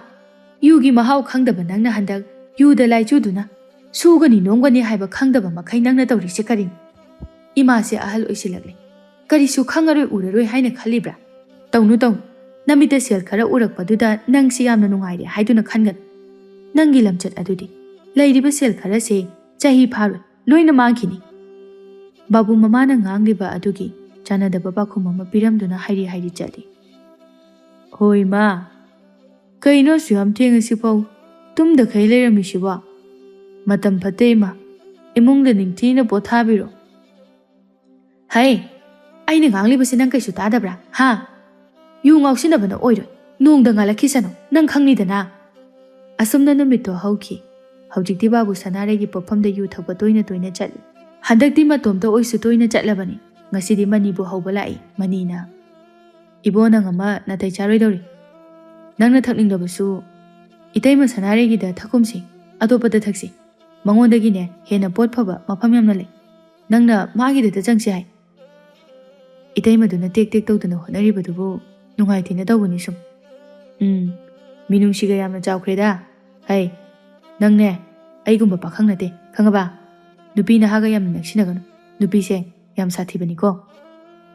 Ho aisu khange ai nupi thire haiba. Adugumba kaisu tawroi ko. Aigi icha itu loina nungsiriba jani. Ngangbadadi ising lete nangama. Ho yare sum ngangraga leiraga thengkhrani. Thengna yum hanjinbase imung mahilang. Nangna di khangoi. Nupi phangdabanina. Phangdabagadi hainu he. Leijage na namai paiduna yalakpa kayani. Nupi angangse thiroina thidabani. Pendriba phawba pakhangoi gadawribani ai. Anido ngangduna sanaregi pofamda lai makhoi ani su phamduna manina hai. Aikhoi itaima magi posidi ko mai ni he. Mayamga manadaba mahaw ama thokpa jan. Aduna itaima gi pofam nataba atopagi da changsi haiba yadaba miyam yawnare ko. Sanarei noktuna. Hoi. Noi mayamna nungsibiba haibadun. Noina sune khara nungsibidrabadi itaima khoidi karamna hingania. Hoida itaima. Itaima khoidi ngangba sakpasina marol ama hairiba. Ado itaima. Aikhoigi pifam thokpa khara pibiro. Chana nabado khara yam hanbiro. Hoi. Piraage. Somdana kusum machanupa pari adusu phana chawre. Wangangba khara hairabani. Numidang angang aduga phamungda phamduna sanapot sanari. Kusum machabu laknai. Thoiba, tu. Sida leiri. Ya. Angang dusu tik noi. Tanjaduda babu su halakli. Halakpaga mapi hongi. Kusumna. Chakamai tawbuno. Sida pusila ora. Natraga chakhumda dum chage haibra. Yare. Charoi. Mani wida nga thongina chari. Charoi haibani inina yade. Babu phamung changduna tumnanaba honai. Kusumna. Handakna na tawrisibu kaino. Chak ising phangi. Yumda ithinungaina chade. Yusina toina thakli. Sina kamai toino. Labukta chakani haiduna yumdagidi thokraga. Labukta su lagde hai. Kaidano nangna nongabadagi numitaba phaw chalisibo. Thabak anauba ma chatpani. Labukse nataba atopa lalol itiki thabak kharasu tawge haidana. Mi kharagasu watanabani. Aise nangi nupini. Mon amatada khangminaduna. Chahi kaya leminaraglabani. Nangi mawong mataw aina loina khangi. Handakse nang yam hongi. Ichabu aibu hana yengактaba kayam koire. Kusum mapi khazik naurai. Asengbagidi babu sanaregida yu thakpa ngahak changlabasu atopa matamdama atopa mi khara unaduna lalol itik tawnanaba wari sanai. Mana yu nung thaklabasu magi nupi angangbu inthokpadi magi wakhalda leite. Kusumna mapi naurakpa aduda ꯆꯪꯁꯤꯜꯂꯛꯇꯨꯅ ꯇꯞꯅ ꯍꯥꯏꯔꯛꯏ꯫ ꯑꯩꯕꯨ ꯀꯔꯤ ꯇꯧꯔꯒꯦ? ꯅꯪꯅ ꯄꯥꯈꯠꯅ ꯈꯟꯖꯤꯜꯂꯦ꯫ ꯊꯕꯛ ꯑꯅꯧꯕ ꯑꯃ ꯄꯥꯏꯅꯅꯕ ꯍꯣꯠꯅꯕꯅꯤ ꯍꯥꯏꯕꯁꯦ ꯑꯔꯥꯏꯕ ꯅꯠꯇꯦ꯫ ꯑꯗꯨꯒꯤ ꯀꯣꯏꯆꯦꯟ ꯆꯦꯟꯕꯒꯤ ꯌꯨꯝꯗ ꯄꯥꯛꯅ ꯂꯩꯇꯕꯅꯤ꯫ ꯍꯌꯦꯡ ꯊꯕꯛꯁꯤ ꯑꯣꯏꯔꯒ ꯍꯥꯏꯒꯦꯅ ꯅꯪꯉꯣꯟꯗ ꯍꯥꯏꯗꯕꯅꯤ꯫ ꯃꯁꯤꯗ ꯅꯪꯅ ꯑꯩꯕꯨ ꯂꯥꯟꯅ ꯈꯜꯂꯤꯁꯤ ꯀꯩꯒꯤꯅꯣ? ꯑꯩꯅ ꯌꯨ ꯈꯔ ꯈꯔ ꯊꯛꯄꯁꯤꯗ ꯅꯪ ꯖꯥꯠ ꯖꯥꯠ ꯌꯥꯝꯅ ꯈꯜꯂ ꯃꯥꯜꯂꯤ꯫ ꯀꯨꯁꯨꯝ ꯃꯄꯨꯛꯅꯤꯡ ꯏꯅꯨꯡ ꯅꯨꯡꯁꯤ ꯑꯗꯨꯅ ꯑꯗꯨꯃꯛ ꯈꯨꯝꯃꯤ꯫ ꯑꯗꯣ ꯅꯪꯅ ꯑꯩꯉꯣꯟꯗ ꯂꯣꯠꯇ꯭ꯔꯕꯁꯨ ꯁꯦꯒ ꯃꯥꯏꯒ ꯍꯥꯏꯕꯗꯣ ꯐꯖꯅ ꯍꯥꯏꯔꯒ ꯇꯧꯕꯗ ꯀꯌꯥꯃꯨꯛ ꯌꯥꯝꯅ ꯀꯥꯏꯔꯒꯦ? ꯑꯁꯨꯛ ꯀꯨꯏꯕ ꯃꯇꯝꯁꯦ ꯍꯣꯠꯅꯃꯤꯟꯅꯗꯨꯅ ꯑꯗꯨꯃꯛ ꯂꯥꯛꯄ ꯅꯠꯇ꯭ꯔꯣ? ꯍꯣꯏꯁꯦ ꯍꯣꯏꯁꯦ, ꯍꯥꯏꯔꯨꯗꯕ ꯑꯩꯅ ꯂꯥꯟꯕꯅꯤ꯫ ꯃꯇꯨꯡꯗꯤ ꯍꯥꯏꯔꯒꯦ꯫ ꯋꯥ ꯑꯃꯈꯛ ꯍꯥꯏꯗꯕꯒꯤ ꯅꯄꯤ ꯍꯦꯛꯇ ꯅꯧꯏ꯫ ꯐꯔꯦꯁꯦ, ꯇꯨꯝꯅꯅꯕ ꯇꯧꯔꯁꯤ, ꯑꯩꯁꯨ ꯋꯥꯔꯤ꯫ ꯕꯥꯕꯨ ꯂꯩꯊꯣꯔꯛꯄꯗ ꯃꯆꯥ ꯑꯄꯤꯛꯄ ꯑꯗꯨꯅ ꯃꯥꯕꯨ ꯌꯦꯡꯗꯨꯅ ꯂꯩꯔꯝꯕ ꯑꯗꯨꯗ, ꯏꯍꯦ, ꯅꯃꯥꯅ ꯄ꯭ꯔꯦꯝ ꯄꯣꯛꯂꯛꯄꯁꯤꯗ ꯏꯆꯥꯒ ꯂꯣꯏꯅ ꯀꯥꯎꯊꯣꯛꯂꯨꯔꯦ꯫ ꯀꯗꯥꯏ, ꯂꯥꯛꯑꯣ ꯂꯥꯛꯑꯣ, ꯄꯥꯕꯨꯡ ꯄꯝꯒꯦ ꯂꯥꯛꯑꯣ꯫ ꯑꯁꯤ ꯍꯥꯏꯗꯨꯅ ꯃꯆꯥꯅꯨꯄꯥ ꯑꯗꯨꯕꯨ ꯄꯝꯈꯠꯂꯤ꯫ ꯀꯨꯁꯨꯝ ꯃꯥꯁꯨ ꯐꯃꯨꯡ ꯊꯥꯗꯨꯅ ꯇꯨꯝꯅꯅꯕ ꯁꯦꯝꯃꯤ꯫ ꯃꯇꯝꯗꯤ ꯅꯣꯡꯃ ꯅꯣꯡꯃꯒꯤ ꯁꯨꯝ ꯁꯨꯝ ꯍꯧꯈꯤ꯫ ꯕꯥꯕꯨꯁꯨ ꯁꯅꯥꯔꯩꯒꯤ ꯄꯣꯠꯐꯝꯗ ꯅꯨꯡꯇꯤꯒꯤ ꯆꯪꯂꯦ꯫ ꯃꯅꯤ ꯌꯥꯎꯔꯛꯇꯕ ꯅꯨꯃꯤꯠ ꯈꯨꯗꯤꯡꯒꯤ ꯁꯅꯥꯔꯩꯒꯤ ꯃꯑꯣꯡ ꯃꯇꯧ ꯕꯥꯕꯨꯗ ꯍꯦꯟꯖꯤꯟꯕ ꯍꯧꯔꯛꯂꯦ꯫ ꯉꯁꯤꯗꯤ ꯄꯣꯠꯐꯝ ꯑꯗꯨꯁꯨ ꯃꯤ ꯏꯔꯠ ꯂꯠꯂꯤ꯫ ꯃꯅꯤ ꯃꯇꯣꯝꯇꯅꯤ ꯐꯝꯗꯨꯅ ꯂꯩꯔꯤꯕ꯫ ꯁꯅꯥꯔꯩ ꯌꯨ ꯑꯃꯗꯤ ꯆꯥꯅꯅꯕꯗꯨ ꯄꯨꯊꯣꯔꯛꯂꯦ ꯑꯗꯨꯒ ꯌꯨ ꯑꯗꯨ ꯍꯩ꯫ ꯕꯥꯕꯨꯅ, ꯏꯇꯩꯃ, ꯌꯥꯔꯅꯤꯗ, ꯑꯩ ꯁꯨꯝ ꯍꯩꯔꯒ ꯊꯛꯆꯔꯒꯦ꯫ ꯁꯅꯥꯔꯩꯗꯨ ꯅꯣꯛꯃꯤ ꯅꯣꯛꯃꯤ ꯇꯧꯔꯒ, ꯅꯣꯡ ꯐꯥꯗꯣꯛꯁꯨ ꯅꯇꯩꯃꯅ ꯍꯩꯕ ꯌꯥꯏ ꯀꯩꯅꯣ꯫ ꯑꯗꯣ ꯕꯥꯕꯨ, ꯉꯁꯤꯗꯤ ꯑꯩꯈꯣꯏꯗ ꯆꯥꯛ ꯆꯥꯈ꯭ꯔꯁꯤꯗꯅ꯫ ꯏꯇꯩꯃ ꯉꯥꯒ ꯍꯥꯎꯅ ꯊꯣꯡꯉꯤꯖꯥꯅꯤ꯫ ꯑꯗꯨꯒꯅꯦ, ꯅꯪꯒꯤ ꯅꯍꯥꯟꯒꯤ ꯑꯩꯅ ꯂꯧꯕ ꯁꯦꯜꯗꯣ ꯑꯗꯨꯁꯨ ꯄꯤꯔꯒꯦ꯫ ꯕꯥꯕꯨꯁꯨ ꯁꯅꯥꯔꯩꯒꯤ ꯃꯇꯧ ꯑꯗꯨꯗ ꯍꯥꯏꯐꯝ ꯑꯃ ꯈꯪꯗꯅ ꯈꯨꯝꯃꯤ꯫ ꯏꯇꯩꯃ, ꯆꯥꯛꯀꯤ ꯋꯥꯗꯨꯃꯗꯤ ꯌꯥꯖꯔꯦ꯫ ꯍꯣꯏ, ꯁꯦꯜꯗꯨꯕꯨꯗꯤ ꯄꯨꯈ꯭ꯔꯒꯦ꯫ ꯌꯥꯗꯦ ꯌꯥꯗꯦ, ꯆꯥꯗ ꯂꯥꯛꯇꯕꯒ ꯌꯥꯔꯣꯏꯀꯣ꯫ ꯅꯪꯅꯅꯦ ꯅꯇꯩꯃꯒꯤ ꯃꯇꯦꯡ ꯃꯌꯥꯝ ꯑꯃꯁꯨ ꯇꯧꯕꯤꯕꯁꯤꯗ ꯏꯇꯩꯃꯅꯅꯦ ꯁꯨꯝ ꯄꯤꯖꯅꯤꯡꯗꯨꯅ ꯇꯧꯕꯅꯤ꯫ ꯏꯇꯩꯃ ꯃꯤꯉꯣꯟꯗꯅꯦ ꯉꯥ ꯂꯩꯔꯛꯎ ꯀꯥꯏꯅ ꯂꯣꯏꯅ ꯇꯞꯈ꯭ꯔꯕꯅꯤꯀꯣ꯫ ꯕꯥꯕꯨ ꯁꯅꯥꯔꯩꯅ ꯒꯤꯔꯤ ꯒꯤꯔꯤ ꯇꯛꯁꯤꯜꯂꯛꯄꯗꯨꯗ ꯍꯣꯏ ꯍꯥꯏꯗꯨꯅ ꯌꯥꯊꯣꯛꯂꯦ꯫ ꯁꯅꯥꯔꯩ ꯃꯥꯁꯨ ꯕꯥꯕꯨꯅ ꯌꯥꯔꯛꯄ ꯑꯗꯨꯗ ꯊꯛꯇ ꯊꯣꯛꯂꯤꯕ ꯊꯥ ꯑꯁꯤꯕꯨ ꯃꯈꯨꯠꯅ ꯂꯥꯝꯕ ꯐꯪꯕꯒꯨꯝꯅ ꯌꯥꯝꯅ ꯍꯔꯥꯎꯖꯈ꯭ꯔꯦ꯫ ꯕꯥꯕꯨꯕꯨ ꯅꯝꯗꯨꯅ ꯐꯥꯒꯦ, ꯃꯥꯒꯤ ꯂꯥꯡꯗ ꯊꯨꯍꯟꯒꯦ ꯈꯜꯂꯛꯄ ꯀꯨꯏꯔꯕꯅꯤ꯫ ꯁꯅꯥꯔꯩ ꯄꯣꯠꯐꯝ ꯑꯗꯨ ꯊꯨꯅ ꯊꯣꯡ ꯂꯣꯟꯁꯤꯜꯂꯤ꯫ ꯅꯨꯃꯤꯠꯁꯨ ꯇꯥꯔꯛꯂꯕꯅꯤ꯫ ꯁꯅꯥꯔꯩꯅ, ꯂꯥꯎ ꯂꯥꯎ, ꯏꯇꯩꯃꯒꯤ ꯆꯥꯛꯈꯨꯝꯗ ꯉꯥꯏꯍꯥꯛ ꯐꯝꯂꯔꯣ꯫ ꯏꯇꯩꯃ ꯆꯥꯛ ꯊꯣꯡꯅ ꯊꯣꯡꯅ ꯋꯥꯔꯤ ꯂꯤꯒꯦ꯫ ꯅꯨꯡꯉꯥꯏꯕ ꯋꯥꯔꯤ ꯃꯌꯥꯝ ꯑꯃ ꯂꯩ꯫ ꯀꯨꯏꯔꯣꯏꯗ, ꯆꯥꯛ ꯑꯁꯤ ꯏꯇꯩꯃꯅ ꯊꯨꯅ ꯁꯠ ꯁꯠ ꯊꯣꯡꯒꯗꯧꯔꯤꯕꯅꯤ꯫ ꯍꯣꯏ ꯏꯇꯩꯃ, ꯋꯥꯔꯤꯁꯨ ꯇꯥꯒꯦ, ꯑꯗꯨꯒ ꯆꯥꯛꯁꯨ ꯆꯥꯒꯦ꯫ ꯑꯗꯣ ꯑꯩꯒꯤ ꯃꯔꯨꯞ ꯃꯅꯤꯗꯣ ꯍꯥꯟꯅ ꯑꯃꯨꯛꯇ ꯀꯧꯔꯨꯈꯤꯒꯦ꯫ ꯁꯅꯥꯔꯩꯗꯨ ꯇꯥꯍꯥ ꯇꯥꯍꯥ ꯕꯥꯕꯨꯕꯨ ꯈꯥꯝꯃꯤ꯫ ꯉꯥꯏꯈꯣꯅꯤ ꯅꯪꯕꯣ, ꯃꯅꯤꯗꯤꯅꯦ ꯀꯣꯟꯅ ꯑꯃꯨꯛ ꯀꯧꯔꯒ ꯄꯨꯟꯅ ꯆꯥꯔꯁꯤ꯫ ꯏꯇꯩꯃꯒꯤ ꯌꯨꯝꯂꯩ ꯀꯩꯔꯩ ꯑꯁꯤꯅꯒ ꯄꯤꯛꯄꯁꯤꯗꯅꯦ ꯆꯟꯗꯗꯅ ꯇꯣꯛꯅꯔꯅꯤ꯫ ꯁꯅꯥꯔꯩꯒꯤ ꯋꯥꯇꯥꯗꯨꯗ ꯍꯧꯒꯠꯀꯦ ꯇꯧꯔꯝꯕ ꯕꯥꯕꯨ ꯑꯃꯨꯛꯁꯨ ꯐꯝꯊꯈ꯭ꯔꯦ꯫ ꯁꯅꯥꯔꯩ ꯃꯈꯣꯟ ꯁꯤꯊ ꯁꯤꯊꯅ ꯍꯥꯏꯔꯛꯏ꯫ ꯈꯪꯗ꯭ꯔꯦꯗ ꯕꯥꯕꯨ, ꯏꯇꯩꯃꯒꯤ ꯂꯥꯏꯕꯛꯁꯦ ꯑꯣꯟꯊꯣꯛꯅ ꯊꯤꯈ꯭ꯔꯕꯅꯤ꯫ ꯄꯤꯛꯂꯤꯉꯩꯗꯒꯤꯁꯨ ꯅꯨꯡꯉꯥꯏꯕ ꯍꯥꯏꯕꯗꯨ ꯈꯪꯂꯛꯇꯦ꯫ ꯌꯨꯝ ꯑꯃꯨꯛ ꯄꯥꯜꯂꯒ ꯈꯔ ꯐꯒꯗ꯭ꯔꯥ ꯍꯥꯏꯔꯒ ꯄꯣꯂꯨꯝ ꯑꯆꯧꯕ ꯑꯃ ꯀꯣꯛꯊꯛꯁꯤꯗ ꯊꯥꯡꯒꯠꯄꯤꯔꯝꯂꯒ ꯏꯄꯨꯔꯣꯏꯕꯗꯨꯁꯨ ꯉꯟꯇꯥꯅ ꯍꯦꯛ ꯁꯤꯗꯣꯛꯈ꯭ꯔꯦ꯫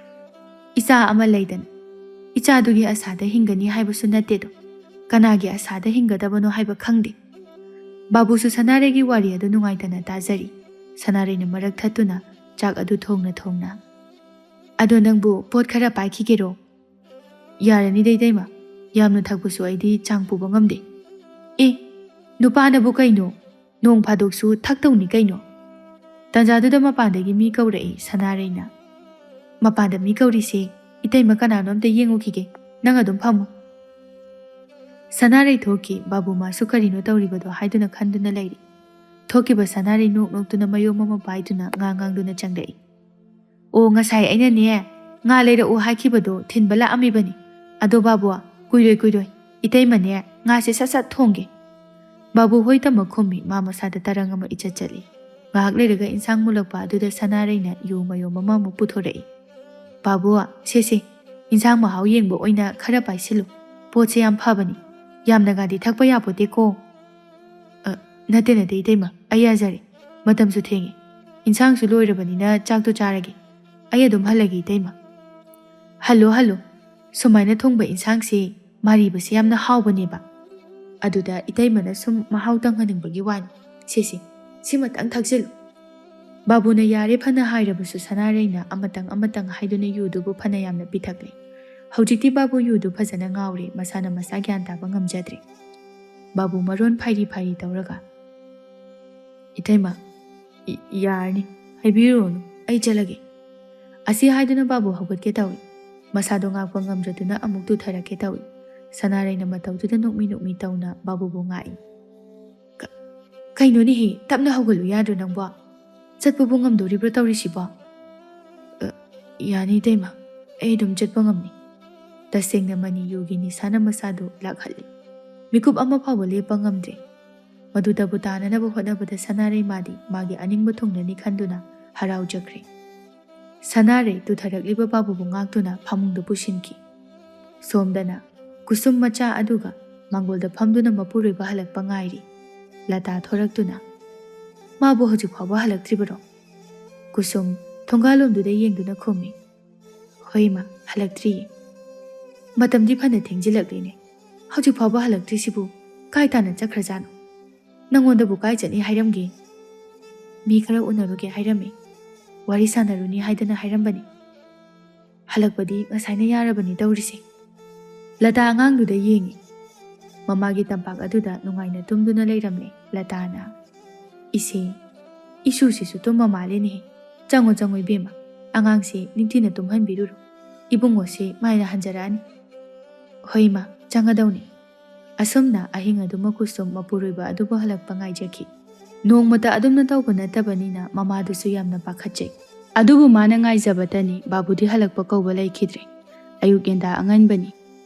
ꯌꯦꯟꯕꯥ ꯂꯥꯕ ꯑꯗꯨꯅ ꯏꯍꯥꯟ ꯍꯥꯟꯅ ꯈꯣꯡꯂꯛꯈꯤꯕ ꯃꯗꯨꯗ ꯇꯨꯝꯗꯨꯅ ꯂꯩꯔꯝꯕ ꯕꯥꯕꯨ ꯃꯤꯀꯞ ꯊꯣꯔꯛꯂꯦ ꯃꯃꯤꯠꯇꯨ ꯎꯏꯔꯤ ꯄꯥꯡꯂꯛꯄꯗ ꯃꯥꯒꯤ ꯐꯃꯨꯡ ꯑꯣꯏꯔꯝꯗꯕ ꯑꯗꯨꯗ ꯃꯃꯤꯠꯁꯤꯡꯅ ꯑꯀꯣꯏꯕꯗꯨꯗ ꯌꯦꯡꯂꯛꯏ ꯑꯗꯨꯕꯨ ꯃꯥꯒꯤ ꯅꯥꯀꯟꯗ ꯁꯅꯥꯔꯩ ꯐꯤꯕꯝ ꯑꯃꯗ ꯇꯨꯝꯗꯨꯅ ꯂꯩꯔꯝꯕ ꯑꯗꯨꯗ ꯃꯁꯥꯗꯨ ꯄꯥꯈꯠꯅ ꯐꯨꯛ ꯍꯧꯒꯠꯂꯤ ꯑꯗꯨꯒ ꯃꯁꯥꯗꯨ ꯌꯦꯡꯊꯔꯛꯄ ꯃꯇꯝꯗ ꯃꯥꯒꯤ ꯐꯨꯔꯤꯠꯁꯨ ꯂꯤꯠꯂꯝꯗ꯭ꯔꯦ ꯕꯥꯕꯨ ꯃꯀꯣꯛ ꯄꯥꯏꯗꯨꯅ ꯈꯥꯡꯂꯦ ꯕꯥꯕꯨꯅ ꯍꯧꯒꯠꯄꯒꯤ ꯁꯥꯍꯨꯝ ꯐꯪꯕ ꯑꯗꯨꯗ ꯁꯅꯥꯔꯩꯁꯨ ꯍꯧꯒꯠꯂꯛꯏ ꯕꯥꯕꯨ ꯁꯥꯎꯅꯤꯡꯅ ꯍꯧꯒꯠꯇꯨꯅ ꯀꯩꯅꯣ ꯏꯇꯩꯃꯅ ꯇꯧꯕꯤꯔꯤꯁꯦ ꯃꯇꯧ ꯀꯔꯝꯅ ꯑꯩ ꯁꯤꯒꯤ ꯐꯤꯕꯝꯁꯤꯗ ꯂꯩꯔꯝꯃꯤꯅꯣ ꯁꯅꯥꯔꯩ ꯃꯥꯁꯨ ꯀꯞꯁꯤꯟꯅꯗꯨꯅ ꯈꯨꯝꯃꯤ ꯅꯁꯥꯅ ꯇꯧꯕ ꯊꯕꯛ ꯈꯪꯁꯤꯟꯅꯗꯕ ꯇꯧꯒꯅꯨ ꯅꯁꯥꯒꯤ ꯂꯝꯆꯠ ꯅꯅꯤꯡꯇꯝ ꯊꯣꯛꯂꯒ ꯀꯔꯤꯁꯨ ꯈꯪꯗꯕ ꯁꯥꯒꯅꯨ ꯉꯔꯥꯡ ꯅꯨꯃꯤꯗꯥꯡꯗꯤ ꯊꯧꯅꯥ ꯌꯥꯝ ꯐꯈꯤꯗꯥꯏꯅꯦ ꯑꯩꯅꯗꯤ ꯅꯪꯕꯨ ꯆꯝꯅ ꯈꯜꯂꯨꯕꯅꯤ ꯑꯗꯨꯒ ꯅꯪꯅ ꯏꯇꯩꯃ ꯍꯥꯏꯗꯨꯅ ꯅꯆꯤꯟ ꯑꯗꯨꯅꯗꯤ ꯀꯧꯔꯒ ꯅꯪꯒꯤ ꯋꯥꯈꯜꯗꯨꯕꯨ ꯀꯔꯤꯅꯣ ꯕꯥꯕꯨ ꯃꯃꯤꯠ ꯎꯏꯁꯤꯟꯗꯨꯅ ꯑꯁꯥꯎꯕ ꯈꯥꯡꯗꯨꯅ ꯍꯥꯏ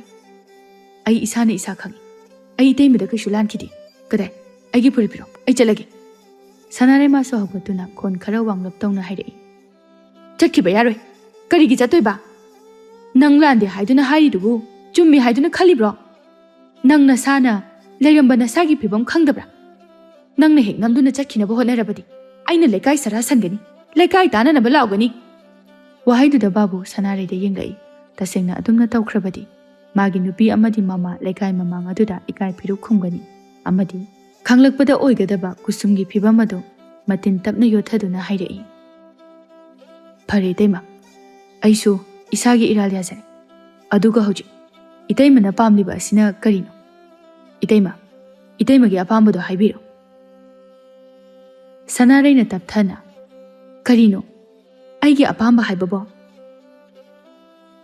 ꯑꯩꯁꯨ ꯅꯪꯅ ꯄꯨꯗꯨꯅ ꯆꯠꯄ ꯇꯥꯕꯅꯤ ꯕꯥꯕꯨ ꯈꯪꯌꯦꯡ ꯌꯦꯡꯉꯤ ꯁꯅꯥꯔꯩꯗ ꯏꯇꯩꯃ ꯃꯗꯨꯃꯗꯤ ꯍꯥꯏꯕꯤꯒꯅꯨ ꯑꯩ ꯏꯇꯩꯃꯕꯨ ꯌꯨꯝꯗ ꯄꯨꯁꯤꯟꯕꯗꯤ ꯇꯁꯦꯡꯅ ꯁꯨꯡꯉꯝ ꯉꯝꯃꯣꯏ ꯑꯗꯨꯗꯤ ꯅꯪꯅ ꯍꯥꯏꯁꯦ ꯑꯩꯁꯦ ꯂꯝꯆꯠ ꯅꯥꯏꯗꯕꯤ ꯑꯣꯏꯗꯨꯅ ꯂꯩꯍꯧ ꯍꯥꯏꯔꯤꯕ꯭ꯔꯥ ꯑꯩ ꯍꯜꯂꯛꯄꯤ ꯑꯣꯏꯖꯔꯕꯁꯨ ꯑꯗꯨꯒꯨꯝꯕ ꯅꯠꯇꯦ ꯕꯥꯕꯨ ꯁꯥꯎꯒꯠꯂꯛꯏ ꯈꯣꯟꯗꯤ ꯏꯀꯟ ꯀꯟꯗꯅ ꯌꯥꯔꯦ ꯏꯇꯩꯃ ꯂꯦꯞꯄꯤꯔꯣ ꯏꯇꯩꯃꯅ ꯅꯁꯥꯅ ꯅꯁꯥꯕꯨ ꯀꯅꯥꯅꯣ ꯍꯥꯏꯗꯨꯅ ꯇꯥꯛꯇ꯭ꯔꯕꯁꯨ ꯑꯩ ꯏꯇꯩꯃꯕꯨ ꯃꯨꯟꯅ ꯈꯪꯏ ꯑꯗꯨꯅ ꯋꯥꯁꯦ ꯇꯨꯃꯤꯟꯅ ꯂꯣꯏꯁꯤꯟꯅꯁꯤ ꯃꯈꯥ ꯁꯨꯝ ꯁꯝꯊꯔꯛꯂꯕꯗꯤ ꯏꯇꯩꯃꯁꯨ ꯑꯐꯕ ꯀꯩꯁꯨ ꯑꯣꯏꯔꯣꯏ ꯑꯩꯁꯨ ꯈꯔ ꯍꯥꯏꯉꯝ ꯇꯧꯉꯝꯗꯕ ꯑꯁꯤꯗ ꯌꯥꯔꯅꯤ ꯍꯥꯏꯕꯒꯤ ꯃꯇꯥꯒꯨꯝ ꯈꯨꯗꯣꯡꯆꯥꯕ ꯄꯪꯂꯧꯗ ꯂꯧꯒꯦ ꯍꯥꯏꯗꯤ ꯈꯟꯕꯤꯔꯛꯀꯅꯨ ꯑꯩꯁꯨ ꯑꯔꯥꯏꯕ ꯃꯤ ꯅꯠꯇꯦ ꯑꯩꯅ ꯐꯖꯅ ꯍꯥꯏꯔꯤꯉꯩꯗ ꯌꯥꯅꯁꯤ ꯅꯠꯇ꯭ꯔꯕꯗꯤ ꯏꯇꯩꯃꯗ ꯌꯥꯝ ꯁꯣꯛꯂꯛꯀꯅꯤ ꯁꯅꯥꯔꯩ ꯃꯥꯁꯨ ꯕꯥꯕꯨꯅ ꯐꯤꯡꯀꯠꯂꯛꯄ ꯑꯗꯨꯗ ꯀꯤꯖꯕ ꯄꯣꯛꯂꯦ ꯃꯁꯥꯅꯁꯨ ꯂꯥꯜꯂꯨꯕ ꯑꯣꯏꯕꯅ ꯇꯨꯃꯤꯟꯅ ꯌꯥꯁꯤꯟꯅꯁꯤ ꯍꯥꯏꯕꯗꯨꯗ ꯌꯥꯅꯔꯦ ꯁꯅꯥꯔꯩꯅ ꯁꯦꯜ ꯃꯌꯥꯝ ꯑꯃ ꯄꯤꯌꯨ ꯍꯥꯏꯔꯦ ꯕꯥꯕꯨꯁꯨ ꯌꯥꯁꯤꯟꯅꯔꯦ ꯕꯥꯕꯨꯅ ꯍꯥꯏꯔꯝꯃꯤ Amuk hana Itaimagi manakta lawa Adubu itaima nang nupini Nupabu aduk laina senda lambi oige haiduna khangano Nupabu kidaba tawgano Khwaidagi sathibasi nupani haibase Itaimana kaudaba phai Asi hairamduna babu thorakli Adubu babu magi thamoy adudi ngasai ayuk mana mikap thorakpa adumaktada machetana kaikhrabani Magi punsina leiriba makhai kusumgi mafamda minamgi mana pamdaba tawroi haina Masa matomda hanjin wasakjabani adubu mana aranba thabak ama tawruraga karamna kusumgi mamangda minamduna laigani haina khanbadama tawfam khangdana mayumda hanjilakli Mana hek changakpaga kusum thoraktuna mapuroibagi masadu tapta paiduna hangi Kaidorage Nangbu ngarang ahing halakjiba kaigino Kudung tibaga yawbraba Aina yumda pakhalamgani haibase khajikta phawba khandri kaigino Mana wahai ama phawba haiba nangdringaida mabu pakhatna wahang hangliba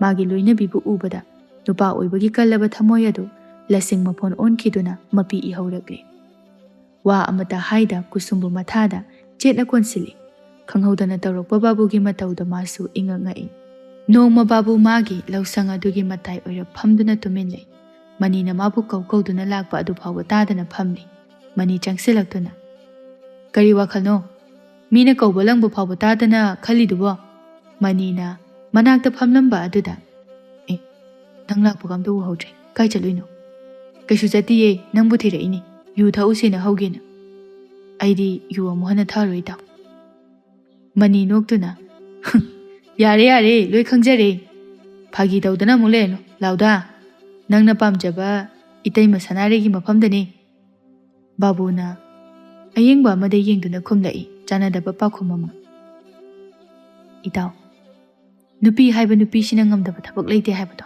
achumbani Malem sida khwaidagi maya haibase nupi ni haibase aidi yani Imung amabu nupi amana sarga yongna thangkatpa ngami aduga norok yongna jingthaba ngami haibado madusu achumbani Manishu babugi lushanba wangang aduda hangi Kaidorage nangba kari no nangna hairiba singduna Babu mabukning phajenduna Hauji aina khwaidagi khumba ngamdaba pakhumse Nakhoi mayamna kaidorage haibasini Itaw aigi punsisida yu haiba yuse mahau suktang tang namjabadi Ai muklaibuk phaba nupa leiramna Ayu amu hana thar Masina aibu khwaidagi nungsibi Aduga aina su khwaidagi pamujaba mahaki mitlu pirangdi kanghaloi dawri Kaidorage nang sengna aingonda hayo Nang kaidorage ba kanana kari dawrage aingonda tamo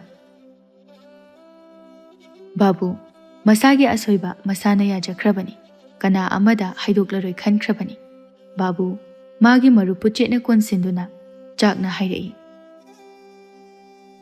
Aina khwaidagi nungsijaba kusumda Ai minamduna hingbase ai ang wari daw Adubu kari thaudok thokle haiduna manina phana hanglaba sukhumna khidre Matam khara haukre babu yu thakidre anauba lalol itikaya amasu haudokduna sel yamna paiba misak ama oire Kulladuda babudagi hena sel paiba mi leitre haiba yare Adubu Aduk nungaiba punsi maril adu thadoklam ahal oisalakpana latasu aroiba sor honkrabani Babugi machanupa thoibusu chawre wangang baning thina haire masak mataw yamna phasai yamna nungshiba angang amani Haujikti babugi imung aduda awatpa amta leitre waliba haibabu adungai thamoigi naknaba mari adumadi watli minsinba ngamdre Sanaregi thaudok adudagi babu masana masada waraujaduna Mana kusumgi masa sokidre Adubu atopa ahenba minungshi pumbadi kusumgi ngaktani haiba yai Kusumbu yamna luna nungshina tawbiri Babuna kusumda Nangna likpasi liida kunupi Aina di nangbu maharani gumna thamge haina khali haib Nang khangi natro Aduga nangna yumgi kuplamsi sum tawduna lay Aina thabak mateng tawnanaba mi thamse haibasu Nangna yaba kaubu laite Kusum laising adubu ising chaiduna khumni Mi thamlaga Mingonda thawdabado aidi haina zade Isana ngamliba makhaidi ai adum honajage Thabak ahenba subasu nate Si khak tawbasibu Aidine amta suhaningde nangse Mangol nganbi oiduna khillaga thamgi khalibani Mapuroibagi watada kusum thawaidana noi adugumba minok adu uraga heli Babu magi thamoina pakhatchaba maramdi minok adu mangkhrabadi haiduna Babu Handakse toina masadu khara nungaitaba phawi. Kaisu oiramloi khanduna khangjinduna adumak lei. Matam kharagi matungda sanarei yamna kanna nare haiba pau lekai sara salakle. Nupi amana ho mana nari ba laina do mahik sathiba amana nahanbani hai. Launagan ba laidani hai. Aduna madine matomtaga leire. Mi kanamta su changbidra mali. Amana mo hairei. Ho chume launai haibani. Magi nupado khara okte haibani. Nupado su mahik aduna chadana patlaga pumnaga sikhi haibani. Onthokpanida nupaduna oktraga mara leitaba nupi sisu laina paktuna hek thambirami. Warido babu masu tare hek tabaga. Ma masadu swai lawi haukiba thawdok adu ningsinglakpada masa adu tu chung. Masa aduna handak toina hekta ngamlaktaba aduda masu chingnabana pik thankre. Babu sumangduda phak ama thaduna nungsa yairaga le. Machanupa thoklaktuna. Babu, aigi sanabot achaw ama lebiyo. Yung muk chawba sanabot. Ase haiduna makhut machado tingthoktuna. Tammi. Lege. Ichagi sanabot yung muk chawba babana leithoke. Aduga babu, aibu sanaba su chalhanbiyo. Imana sanaba ko chaladi nani hai. Chumdro namana haido. Adugi sarupudine babungna sanabot mayam ama lege. Aduga yumda adum sanaraga layuko. Itomda sanabadi nungsu nungaite. Macha thoibadu peri le kusum chapuduna thorei. Masi angangsina sanaba chakena ningaida tawraga leirabani. Sese babunga ne cha thaktoasi. Kusum cha du makhada thammi. Lao babunga cha thasi. Angangdo ngahak se nabiramo. Ai phi kharamta suruge. Masi angangse makhong yawbuda loirabani. Mitse hek leithokpadane sanaba hekta chatlaga leirami. Hoi. Nangna tawdo tawjaruro. Ai yengbiramage. Somda mani ko chenduna khangli memchana. Kayam kuirege nangbo aina nupi thiro haidana hairakli nangna sum ko chendana leirisi bu karigino haibanida. Hai nangi marupki machaduga nanga pakhang phaminaga dawri. Namaidu ikayu ne nupi phangdaba pakhang sariya. Tum hogole nupi chak chari nupi tumamdai phangi nupi. Kaino haibanida imana nupi oiraga nupi asu yam pamisi. Ai nupi thiba tale. Ima ai sumai sum leini haisini. Imasu warani. Aibu nupi thiro haibada. Adugi wado hairanu yare. Asi hairamduna thoki memcha koilaw-lauduna leihawi. Numit nini humnigi matungda babu masa ngamdabadu yamna henjilakli. Aduna mahak hawgatuna chatpa phawba ngamlakli. Nasa ngamdabase amaiba makauduna amta yenghanse haibasu nangna yade. Yadrisibu kaigino se leite haibasu nate. Babu masadu khong hamdaribani aduna yamna chokthari. Laihauga yawbani. Kaishu tawroida. Khong hamdabasigi isase chokthabani haibani. Nupi nangbu ai kaishu tawroi. Chalo. Nangina thau tawjaruro.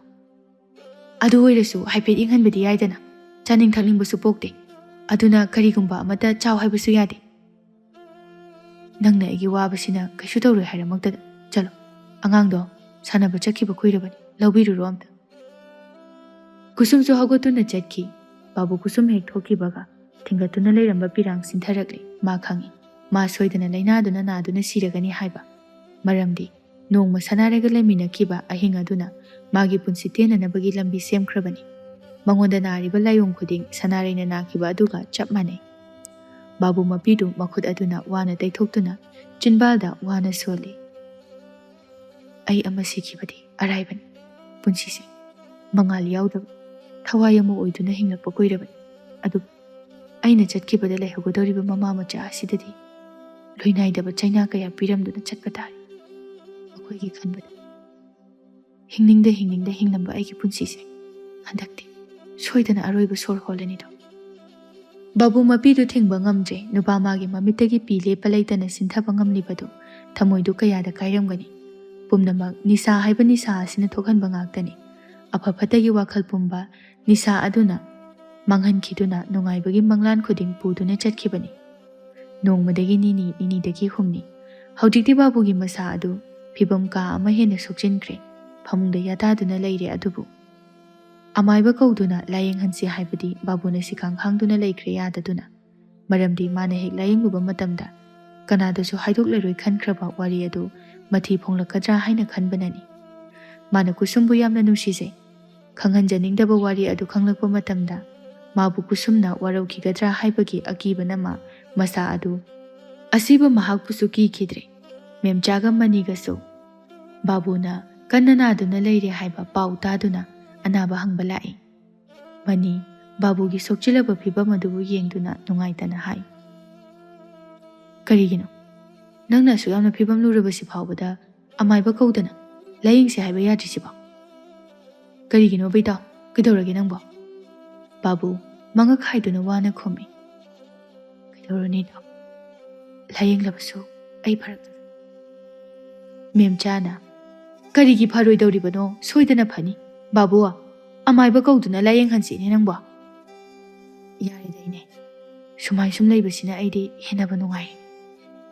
ꯀꯨꯁꯨꯝ ꯕꯥꯕꯨꯒꯤ ꯃꯅꯥꯛ ꯑꯗꯨꯗ ꯐꯝꯗꯨꯅ ꯂꯩ꯫ ꯕꯥꯕꯨ ꯃꯥꯒꯤ ꯅꯨꯄꯤꯗ ꯍꯥꯏꯔꯞ ꯌꯦꯡꯂꯝꯗꯨꯅ ꯃꯅꯤꯒꯤ ꯃꯈꯨꯠ ꯄꯥꯏꯗꯨꯅ ꯍꯥꯏꯔꯛꯏ, "ꯏꯇꯥꯎ, ꯅꯪꯗꯤ ꯑꯩꯒꯤ ꯑꯁꯦꯡꯕ ꯃꯔꯨꯞꯅꯤ꯫ ꯑꯩꯅ ꯂꯥꯏꯕꯛ ꯊꯤꯈꯤꯗꯨꯅ ꯃꯃꯥ ꯃꯆꯥꯁꯤꯕꯨ ꯍꯨꯟꯇꯣꯛꯂꯝꯕ ꯊꯣꯛꯂꯕꯗꯤ ꯅꯪꯅ ꯃꯈꯣꯏꯕꯨ ꯃꯇꯝ ꯄꯨꯝꯕꯗ ꯏꯇꯠ ꯇꯠꯇꯅ ꯌꯦꯡꯁꯤꯟꯕꯤꯌꯨꯀꯣ꯫ ꯃꯈꯣꯏꯒꯤꯅꯤ ꯍꯥꯏꯗꯨꯅ ꯑꯩꯅ ꯍꯤꯡꯂꯝꯕꯅꯤ, ꯑꯗꯨꯕꯨ ꯑꯩꯅ ꯂꯩꯇ꯭ꯔꯕꯗ ꯃꯃꯥ ꯃꯆꯥꯗꯅꯤ, ꯃꯈꯣꯏꯒꯤꯅꯤ ꯍꯥꯏꯕꯗ ꯀꯅꯥꯁꯨ ꯂꯩꯔꯣꯏ꯫ ꯑꯗꯨꯅ ꯅꯪꯅ ꯃꯈꯣꯏꯕꯨ ꯌꯦꯡꯁꯤꯟꯕꯤꯌꯨ."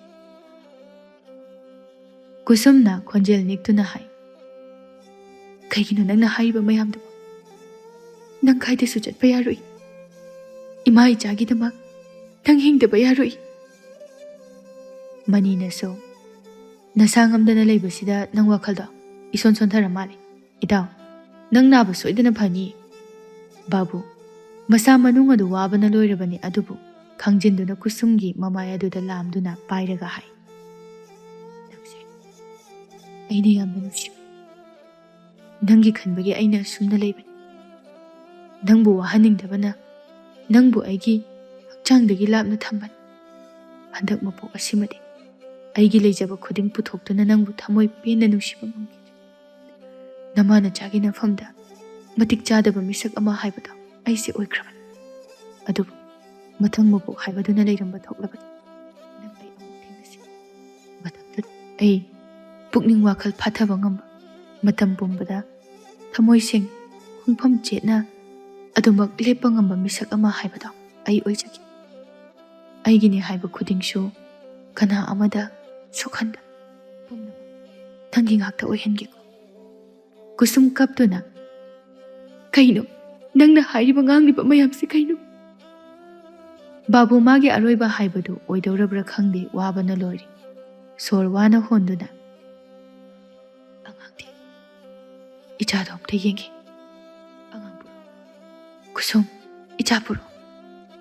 ꯃꯇꯧꯗꯨꯗ ꯑꯃꯁꯨ ꯄꯥꯈꯠꯅꯔꯦ꯫ ꯃꯦꯝꯆꯥ ꯃꯥꯅ ꯊꯣꯛꯇꯨꯅ ꯑꯉꯥꯡ ꯂꯧꯕ ꯆꯦꯟꯈꯤ꯫ ꯄꯨꯔꯛꯇꯨꯅ ꯕꯥꯕꯨꯒꯤ ꯃꯅꯥꯛꯇ ꯊꯝꯃꯤ꯫ ꯕꯥꯕꯨ ꯃꯆꯥꯕꯨ ꯅꯨꯡꯁꯤꯅ ꯀꯣꯟꯁꯤꯟꯗꯨꯅ ꯃꯆꯥꯒꯤ ꯃꯀꯣꯛꯇ ꯋꯥꯅ ꯃꯆꯤꯟꯗꯨꯅ ꯊꯦꯡꯗꯨꯅ ꯃꯆꯥꯕꯨ ꯃꯊꯥꯗ ꯊꯝꯅ ꯍꯥꯏ, "ꯅꯔꯥꯏꯕꯛ ꯊꯤꯗꯀꯣ ꯏꯄꯥꯒꯤ ꯊꯣꯏꯕ."